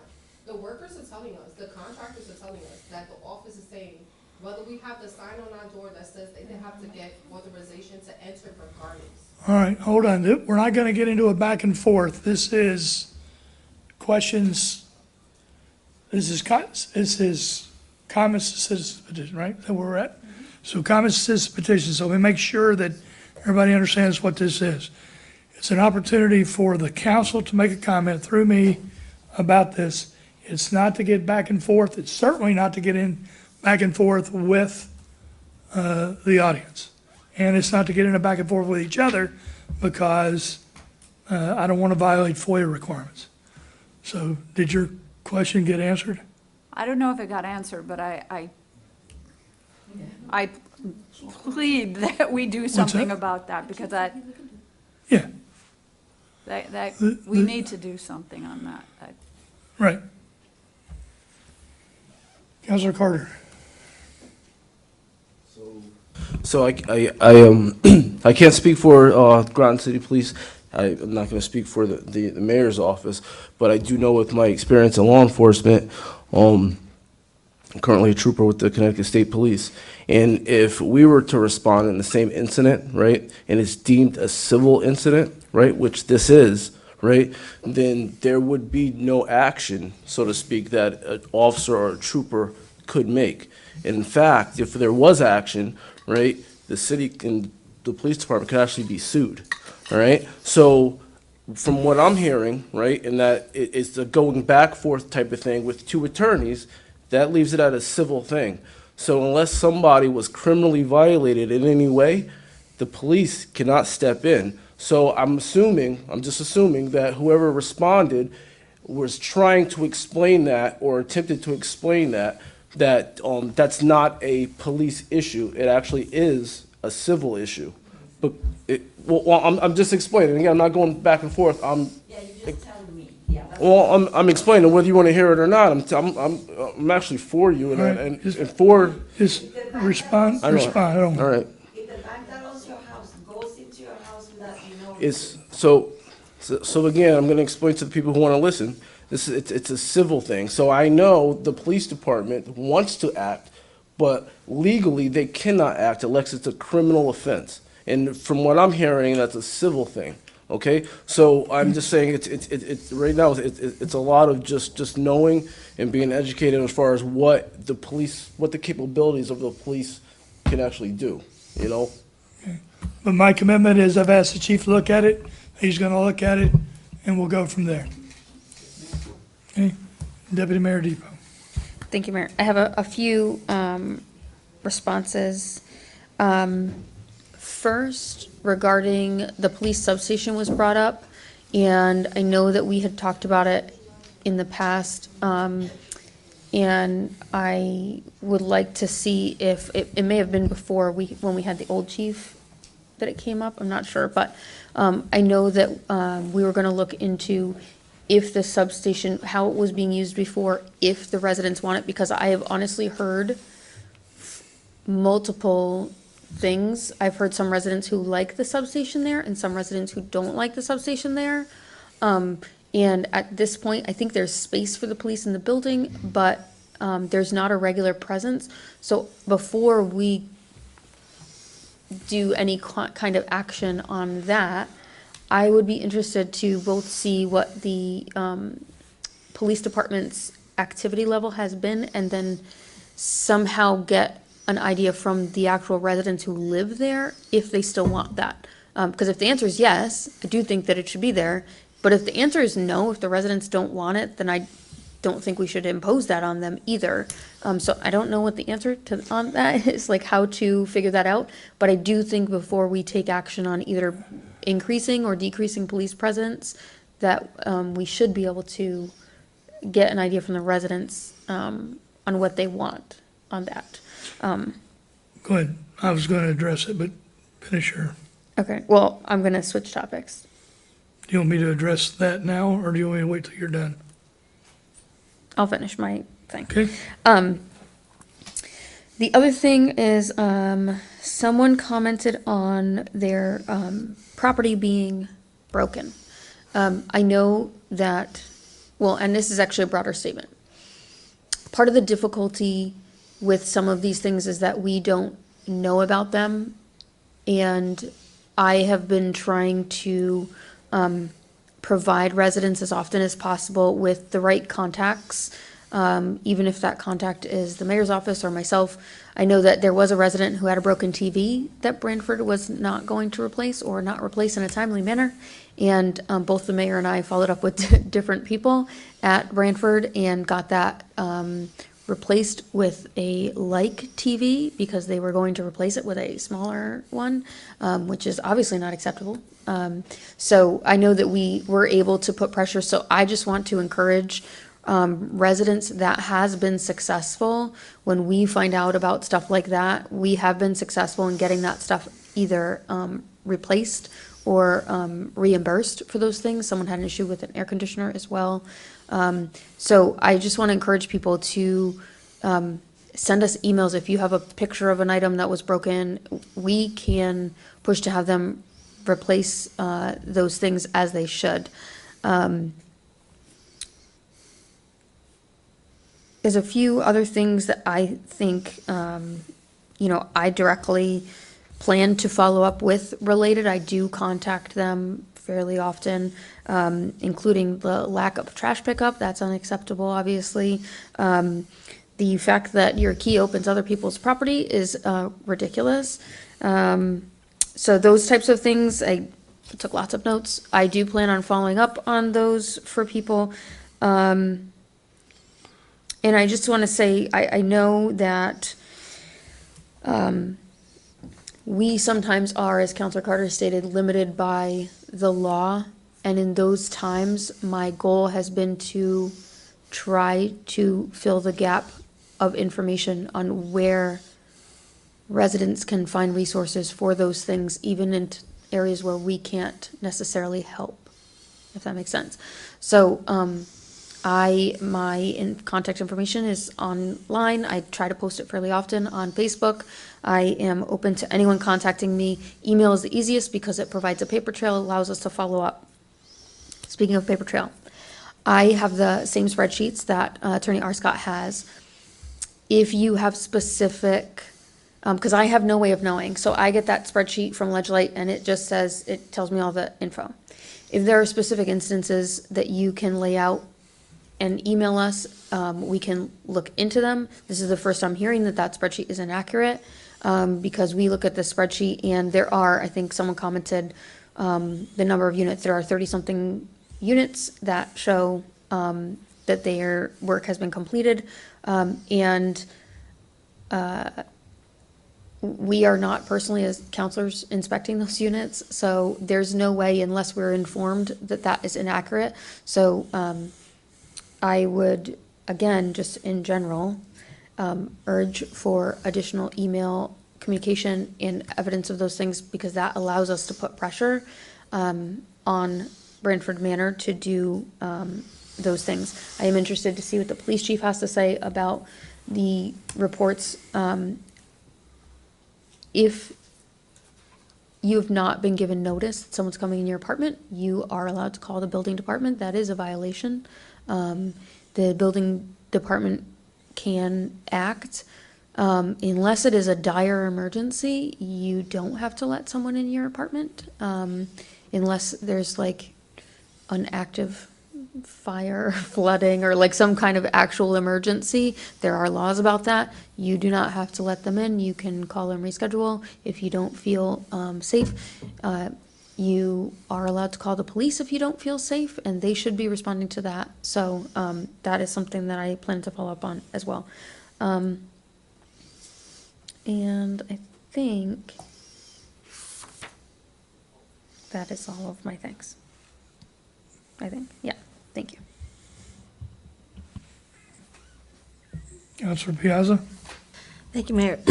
I do want to say, for the residents there, reading the emails and so forth that's going on, I do want to feed off of Deputy Mayor Depot saying,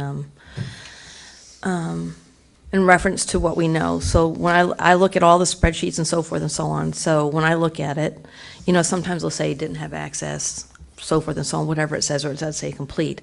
We're not aware. I know there was some discussion, and maybe the mayor can address this, in reference to early in the game, who is actually going to oversee this. So I'm not sure if that's been appointed, who's actually following through on that. It was discussed who was actually going to follow through that. You know, we're going to put the red ball in number 2 building and blah, blah, blah, and how it's going to be done correctly. And I know there was discussion about who's going to follow that up. I haven't heard any more from that. If so, I've missed it. I did want to say I have a lot of empathy for the residents, because I did not live in housing per se, but in my own home. I want to say Squeaky Wheel did get the oil, and I had major water damage in my home, and there was a lot of things that weren't done correctly, and all I did was bark, bark, bark, bark, bark. And so I do want to say that Squeaky Wheel, I didn't have a lawyer, but Squeaky Wheel does get the oil on that to go to the appropriate people. Sometimes I had to go from this person, this person, this person, but that's the way it does get done. My biggest empathy and concern is the living conditions in reference to them being sick. Having been a nurse over 30 years is very concerning for me. I don't have the answer for that. I think one of the things is living in another apartment, even though you're living out of boxes, hopefully you're not as ill. To me, if I had my children and they weren't as ill, I was concerned because they zipped up my kitchen also, and I was concerned I had to have them come and clean my whole entire house because they sanded without any kind of zippering at all, and it was all over my house, and I was concerned for my children. So, because one part they found lead in the paint and the other one they didn't, so I didn't know if there's particles going through. So I totally get that. My other concern was in reference to this, and I'm not sure who actually oversees it, and I did write the mayor about it, is in reference to the water. So I do work with some people who do live in Branford and had discussed it with me, so I did write an email. But then it was like not too long afterwards that their water was shut off again, and that they're providing 1 gallon of water. So I'm thinking to myself, I'm going to walk into my house, have 1 gallon of water to cook, to bathe, to 1 gallon, that there's more water available at the office. Well, that means, okay, I got to walk no matter what, rain, sleet, snow, and hail, whatever, cold, hot, whatever it is, to go get more water. And how much water am I provided? And what is there a limit to it? So that's very concerning to me. I did write that I was concerned that they want them to have the bathtub full with water. And my concern was, like, if a lot of the bathrooms aren't, what do we want to say, are concerning as far as health-wise, why would I want to fill my bathtub up with water, number one? And I know it was to flush the toilet, or whatever it was used for, but then if I have my bathtub filled with water, how am I going to take my shower or my bath? And then my concern, which was led to, the parents should be aware, but as a nurse, and how kids drown, I was deeply concerned about the risk of children drowning in the water. That's a big, huge concern for me. So I just want to say that I hear this, and I am writing toward it. So the things that I would like to see addressed is reference to who is actually overseeing if we're putting the red ball in the second building at this time, so forth and so on. I know there was some address, I may be wrong, that IDs, I don't know if I read it, or I thought I read it, that they were going to assure that the people had IDs and so forth. And I even had that, when people come to my house, that I had, the gentleman said they wanted to put a lockbox. I agreed to that, but I said only in certain hours, and guarantee if they came in or out of there outside those hours, especially because I had children, I didn't want any grown men around my daughter. And so I said there is not to be anybody, and sure enough, I would call local authorities, or I would address from my insurance aid, everybody would hear about that. So I totally hear that. So I think it's just the follow through, who is actually overseeing all this work, what is the process in that,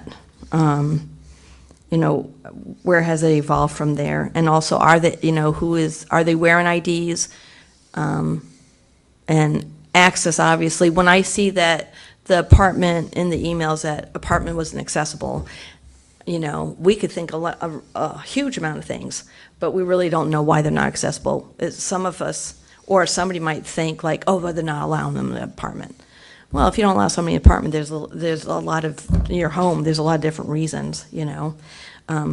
So we can only go by the information that we are, and we can ask questions just like you are. And I just want to say I thank you for your time, and I'm awfully, awfully sorry, and it probably doesn't help to hear that you're living in such dire conditions. And, you know, I do really have a real strong concern about the children and their health. Thank you. Councilor Sheffield? Yes, I believe that,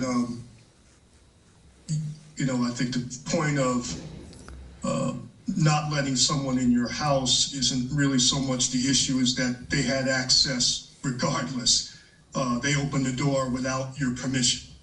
There wasn't so much letting anybody in, they just walked in. And that's very disturbing for a woman, especially single mom with children, how related certainly did not heed any warning to, you know, when these people are coming by, who is coming by, and, you know, some type of written documentation of who is going to come in and do the work.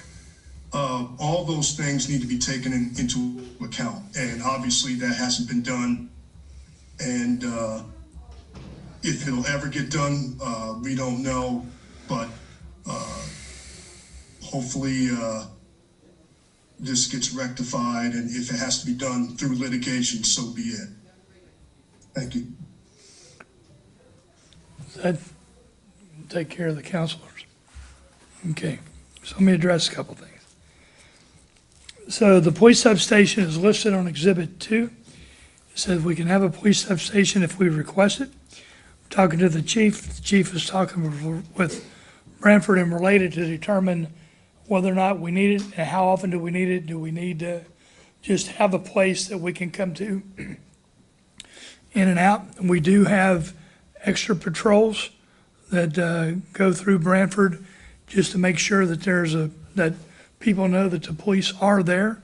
They do get out of their vehicles, play with the kids, talk to the families.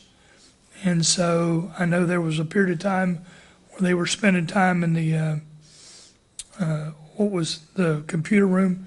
It's now been taken over by HOU, but I know there was time that they were spending in there.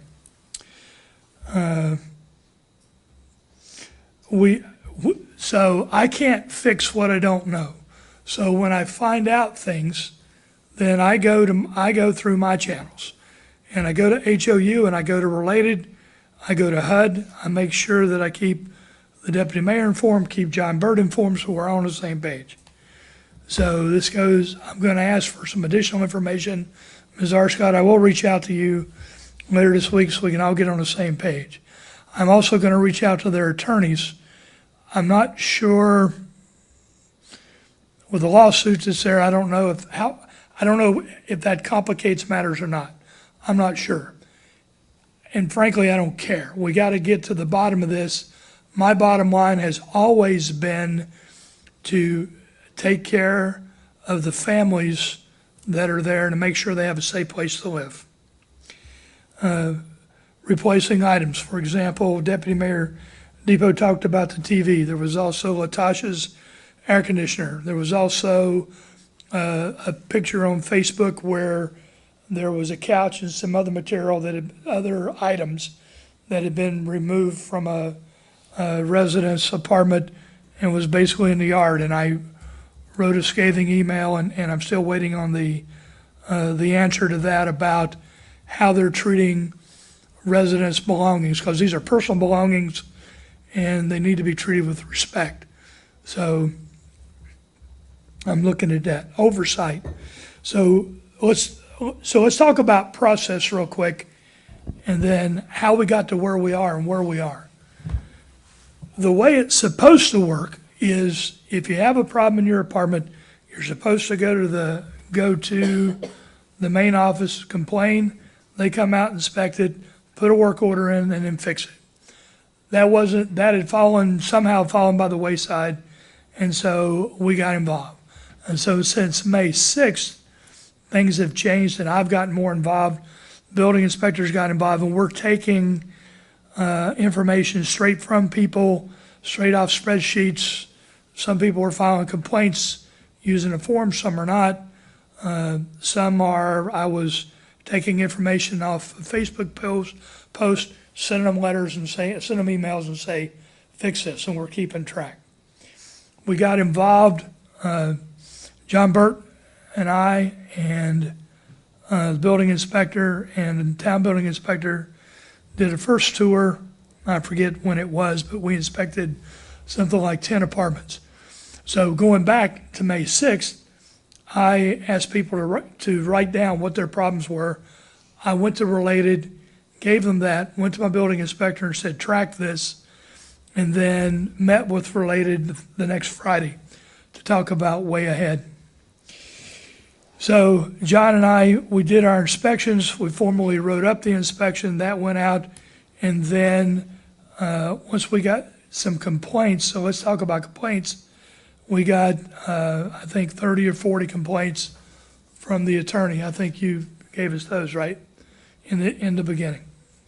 So I will tell you, going back to 2016, when you came and gave your first presentation to the council, the next day I went to the building inspector and say, I want to see all the complaints that we have registered in Branford Manor from 2016. We had, I think, a total of 12 or 14 from 16 until May of this year. Since then, we've had, I don't know, several hundred, well, we've had several inspections which have resulted in several hundred deficiencies that are identified. Some of the deficiencies are mold related, some of the deficiencies are material related. Ledge Light addressed the mold issues and some additional material issues, and the building inspector addressed material issues and water intrusion issues. Related also did some inspections on their own, and so there is a huge list of deficiencies that are out there. And they are being tracked, so Ledge Light is tracking their own, and that's what they send to you guys with the pictures and say these are done. We have not taken all of the pictures yet because all the material deficiencies have not been identified, have not been fixed or repaired yet. It's still part of the repairs. So they have an 8-zone plan that they're working through, and they have about 60, 70 people a day on site working to remediate these things. They kind of got ahead of themselves early on. I was told that because they did have some access issues in the beginning where people got the apartment wrong or people went in didn't provide notice. I got informed on that, so we had a meeting and said, okay, what the hell are we doing here? We need to get our arms around this. And so we had a special meeting to discuss how they were going to do that. The discussion at that time and whether or not it's being executed or not is another issue. But what they said they were going to do is so you have residents that fall into two categories that they put them in. One, whether they're represented or not represented. If they're not represented, they can deal directly with them. If they are represented, the way that they said they're doing is they're working with Ms. Arscott to set up access and identify when people can get in there. The other issue is, along with this, is the hotel issue, right? Because in some cases, Related wanted to move residents out of the units so that they can do the construction there and not be in the way, anybody be in each other's way, plus the potential for hazardous material and those kind of things. Now that kind of got complicated. I think now they got their arms around it. HOU got involved, and my latest information that I got a week and a half ago is there were 19 people that are still in hotels, as I understand it. 9 of those, I think, residents are represented by you. So they're working on that as well. In the beginning, they cut off some water because they were replacing some piping, and then they had some emergence where the piping broke and they had to secure water. But by that time, they'd already messed it up and didn't notify people that, so the story that up there's an accident didn't matter because they had already screwed that up. So we are working with them. So let's define what working with them is. There's some things that they have to do on the order of 75 to 100 things that need permits. And with those permits come inspections and closeout inspections. Other things that they're doing do not require permits, but we are inspecting them. Okay. So that's the issue that's going on there. The water situation, the water was being cut off between the hours of 8 to 3. It wasn't around the clock, because I heard people complain. I got your letter, your email, and I said, okay, what are we doing here? And so they were given 1 gallon of water, plus there was additional water that they could get. And that's primarily for drinking and for cooking and those kind of things. Because like I said, the water was being shut off during the day when most people weren't there anyway. And there were some people that were there, and they had to work with them in order to get those issues resolved. I was told, so there was another thing on Facebook about some bad behaviors, alcohol, marijuana, smoking, those kind of things. I went to Related and said, okay, you got to fix this. And I received an email from Will Hunsberger, who is the lead contractor, and he addressed the issues with his staff, his construction workers.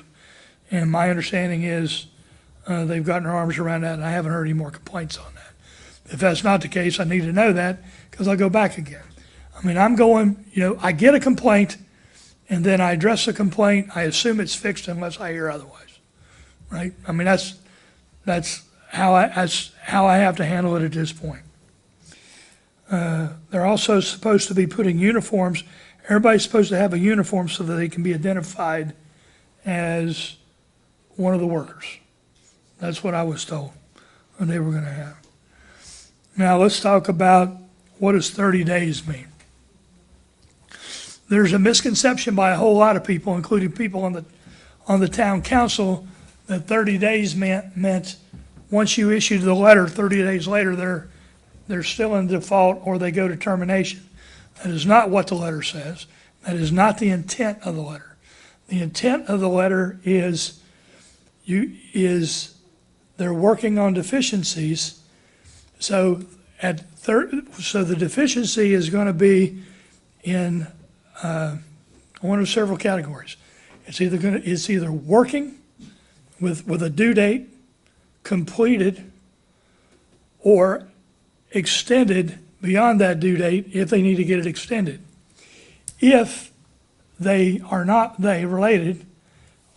working on the extended items, that's when it goes into the 30-day default period. So that's what that is. You can raise your question to the town council tomorrow, but I'm sure you'll get a similar answer. Let's see. And I think that addresses the issues that were brought up. And that's pretty much all I have. Okay? All right. As council, we will continue on. Approval of the minutes. I'll take a motion to approve the minutes of the mayor and council meeting of 11/7/22. So moved. We have a motion and a second. Are there any corrections to the minutes? Okay, hearing none. All in favor say aye. Aye. Opposed? Abstention? Motion carries. Take a motion to approve the committee of the whole meeting minutes for 11/28/22. So moved. Second. We have a motion and a second. Are there any corrections to those minutes? Hearing none. All in favor say aye. Aye. Aye. Opposed? Abstention? Motion carries. Communications and reports, Counselor McCabe. No report, sir. Counselor Carter. Counselor Sheffield, communication reports. I just wanted to comment on Paquonic Road at Five Corners. It was an outstanding paving job going up towards Buford's and the laundromat. So it was a great job, and the sidewalks and everything looks really nice. That's my comment there. Okay, thank you. Deputy Mayor Depot. Thank you, Mayor. I'll be brief. I know Councilor Carter has to go to work soon. The only thing I want to comment on is food box distribution. It was on a Monday in November. It is going to be on a Monday again in December, on Monday, 12/19. It is 12:30 to 2 p.m. The other comment I wanted to make is it is getting colder. It was chilly at the last one. I was like jumping up and down the whole time. But I just want to say that we tend to lose volunteers the colder it gets. So if you are inclined to volunteer, we can always use volunteers at the food box distribution. And the colder it gets, the fewer people either are able to or willing to volunteer. So we would welcome, and I'm sure the United Way would welcome volunteers for any of their food box distributions. There are several around the area, so I just wanted to make that comment. Volunteering? Oh, When would we volunteer? What time of the day? 12 to 2. So, well, this one is 12:30 to 2 p.m. They have other distributions that are at different times. I believe there's one in New London or Norwich that's at like 5 p.m. But it's all on, if you go to United Way of Southeastern Connecticut, they have the schedule. They put it out each month with all the different distributions. You can also contact Jill Rusk as a coordinator over at United Way. So you can contact her or just go to their website. There's all kinds of opportunities. But I just know, I'm sure as winter comes, they, I'm sure would welcome more volunteers for that because it is tough to stand out in the cold for 2.5 hours. That's all. Okay. Councilor Piazza, do you have anything under communication reports? No, I basically included it in the recognition. Thank you. Okay. So I have a couple things real quick. Holiday Light Trail started today, goes to the 16th. The last leaf pickup is Wednesday of this week. Farmers Market will be this coming Sunday at 11 to 2. Stuffa Cruiser will be Saturday, this coming Saturday, 10 to 2.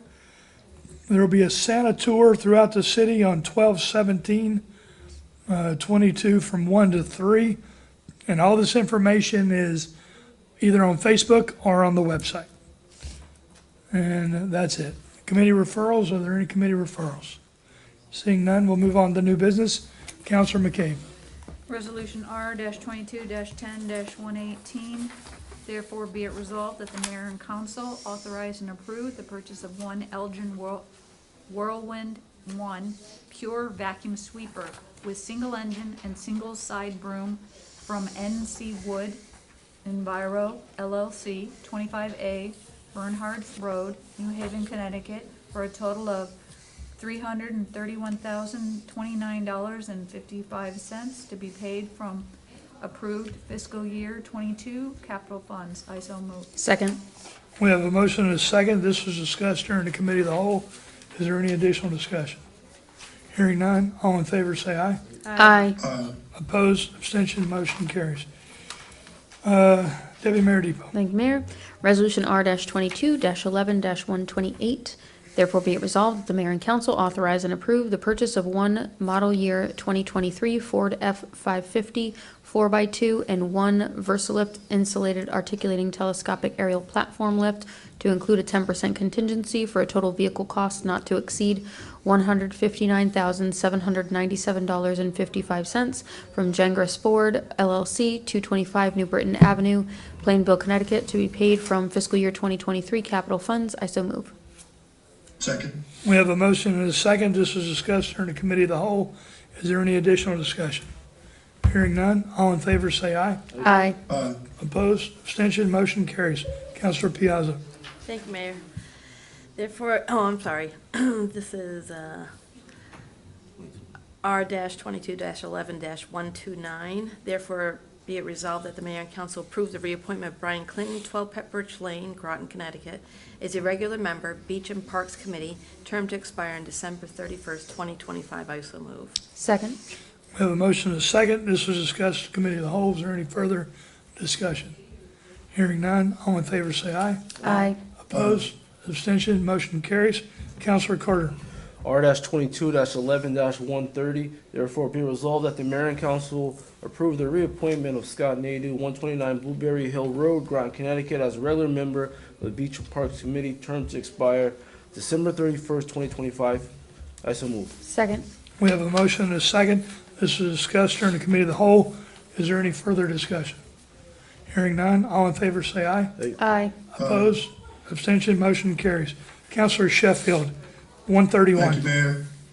Resolution R-22-11-131. Therefore, be it resolved that the mayor and council authorize Groton Utilities Management to retain the lobbying services of Medici LLC, 1 Gold Street, Unit 27J, Hartford, Connecticut, for lobbying services pertaining to electric, water, wastewater, and any other utility matters as necessary in an amount not to exceed $108,000 and no cents, to be paid from the professional services lobbying account in the approved fiscal year 2022-2023 and proposed fiscal year 2023-2024 Utilities Department budgets, and that the Director of Utilities be authorized to execute. I so move. Second. We have a motion and a second. This was discussed during the committee of the whole. Is there any additional discussion? Hearing none, all in favor say aye. Aye. Aye. Opposed? Abstention? Motion carries. Councilor McCabe.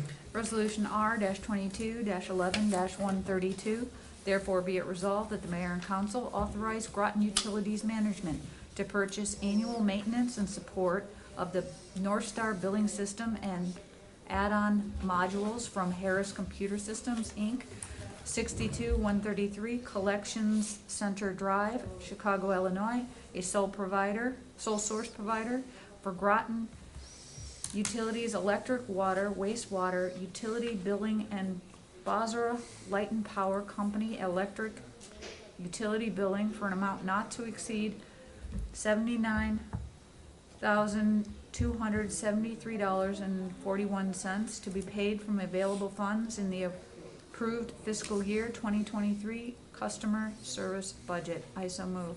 Second. We have a motion and a second. This was discussed during the committee of the whole. Are there any additional discussions? Hearing none, all in favor say aye. Aye. Aye. Opposed? Abstention? Motion carries.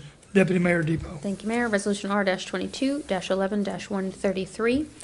Therefore be it resolved that the mayor and council authorize Groton Utilities Management to issue a purchase order to Phaser Engineering Services, 14 Industrial Park Place, Middletown, Connecticut, a preferred vendor, for an amount not to exceed $158,178 and no cents, including a 20% contingency to perform equipment testing for the Buddington Substation Upgrade Project, to be paid from transmission lines 1410, 1280, 400 Buddington Substation Bond Fund Project. I so move.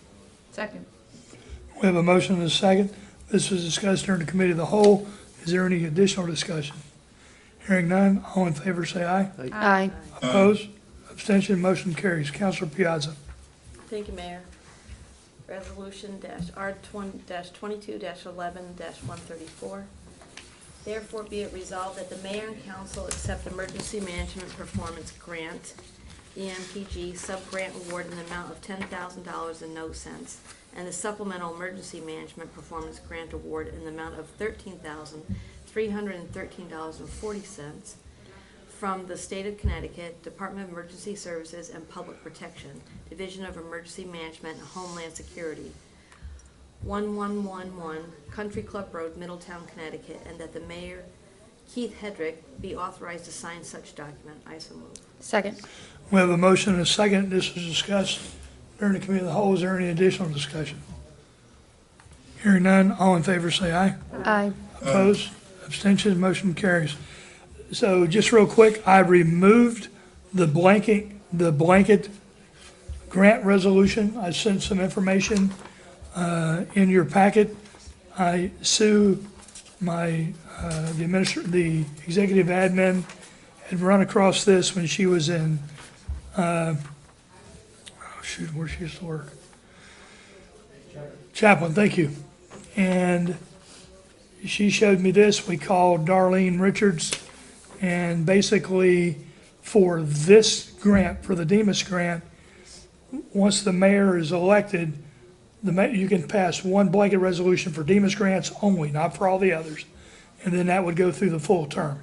So that's why I pulled that and left that, because we already had, all we had to do was have the clerk validate and verify by signature and seal that I was still the CEO.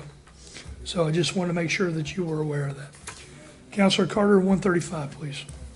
R-22-12-135, therefore be resolved that the mayor and council authorize Is the chief out there?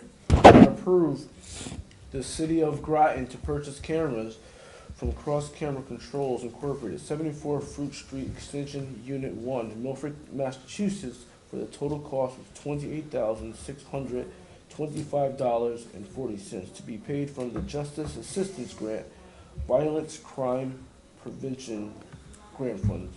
I so move. Second. And we have a motion and a second. This is a new resolution. This just came up. I was hoping that, I don't know where the chief is, but it is a grant. It just came up. The reason it's on here now, it did not go through. He's coming? Yeah. Okay.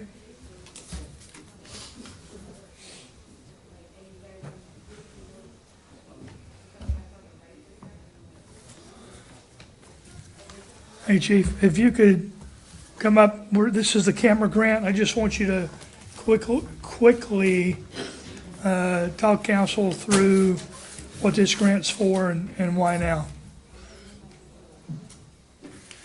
Okay, thank you, Mayor and Council.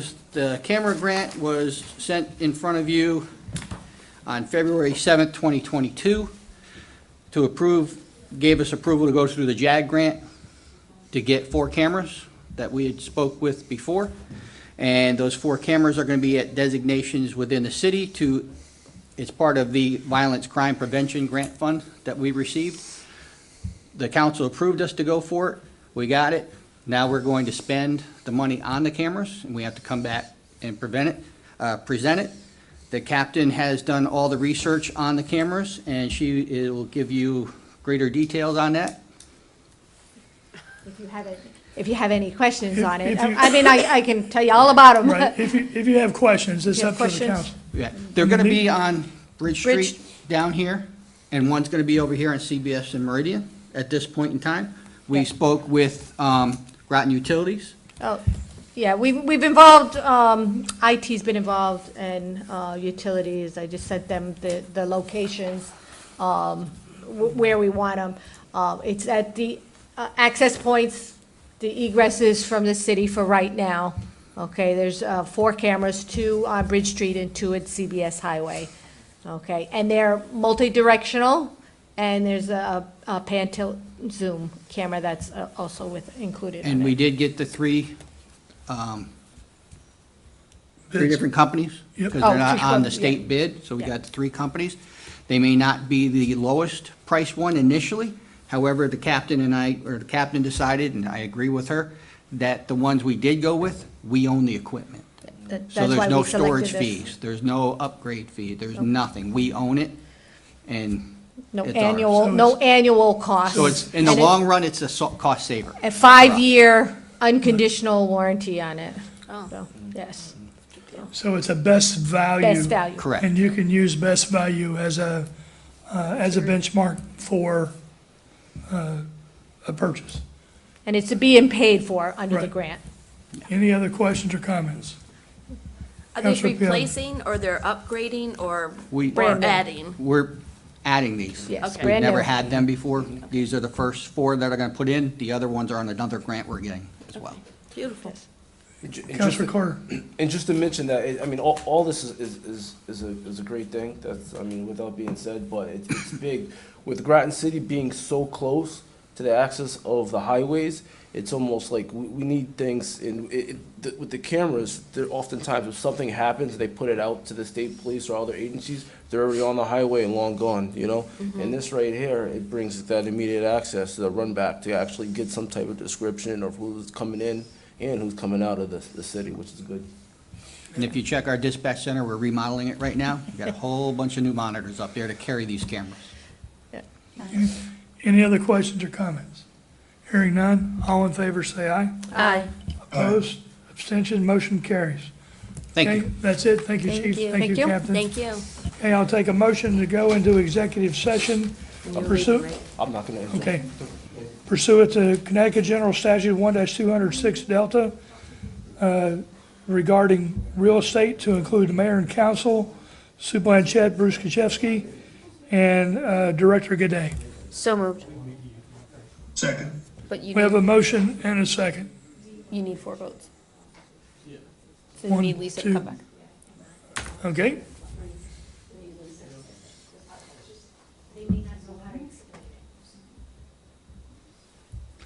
I need her Councilor McCabe, here. we need you. I can't go into executive session without this vote.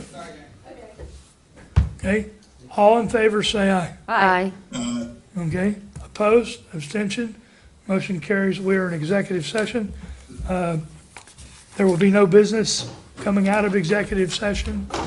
So, Edward, Clerk Jacome, if you could secure all the video equipment to make sure that we are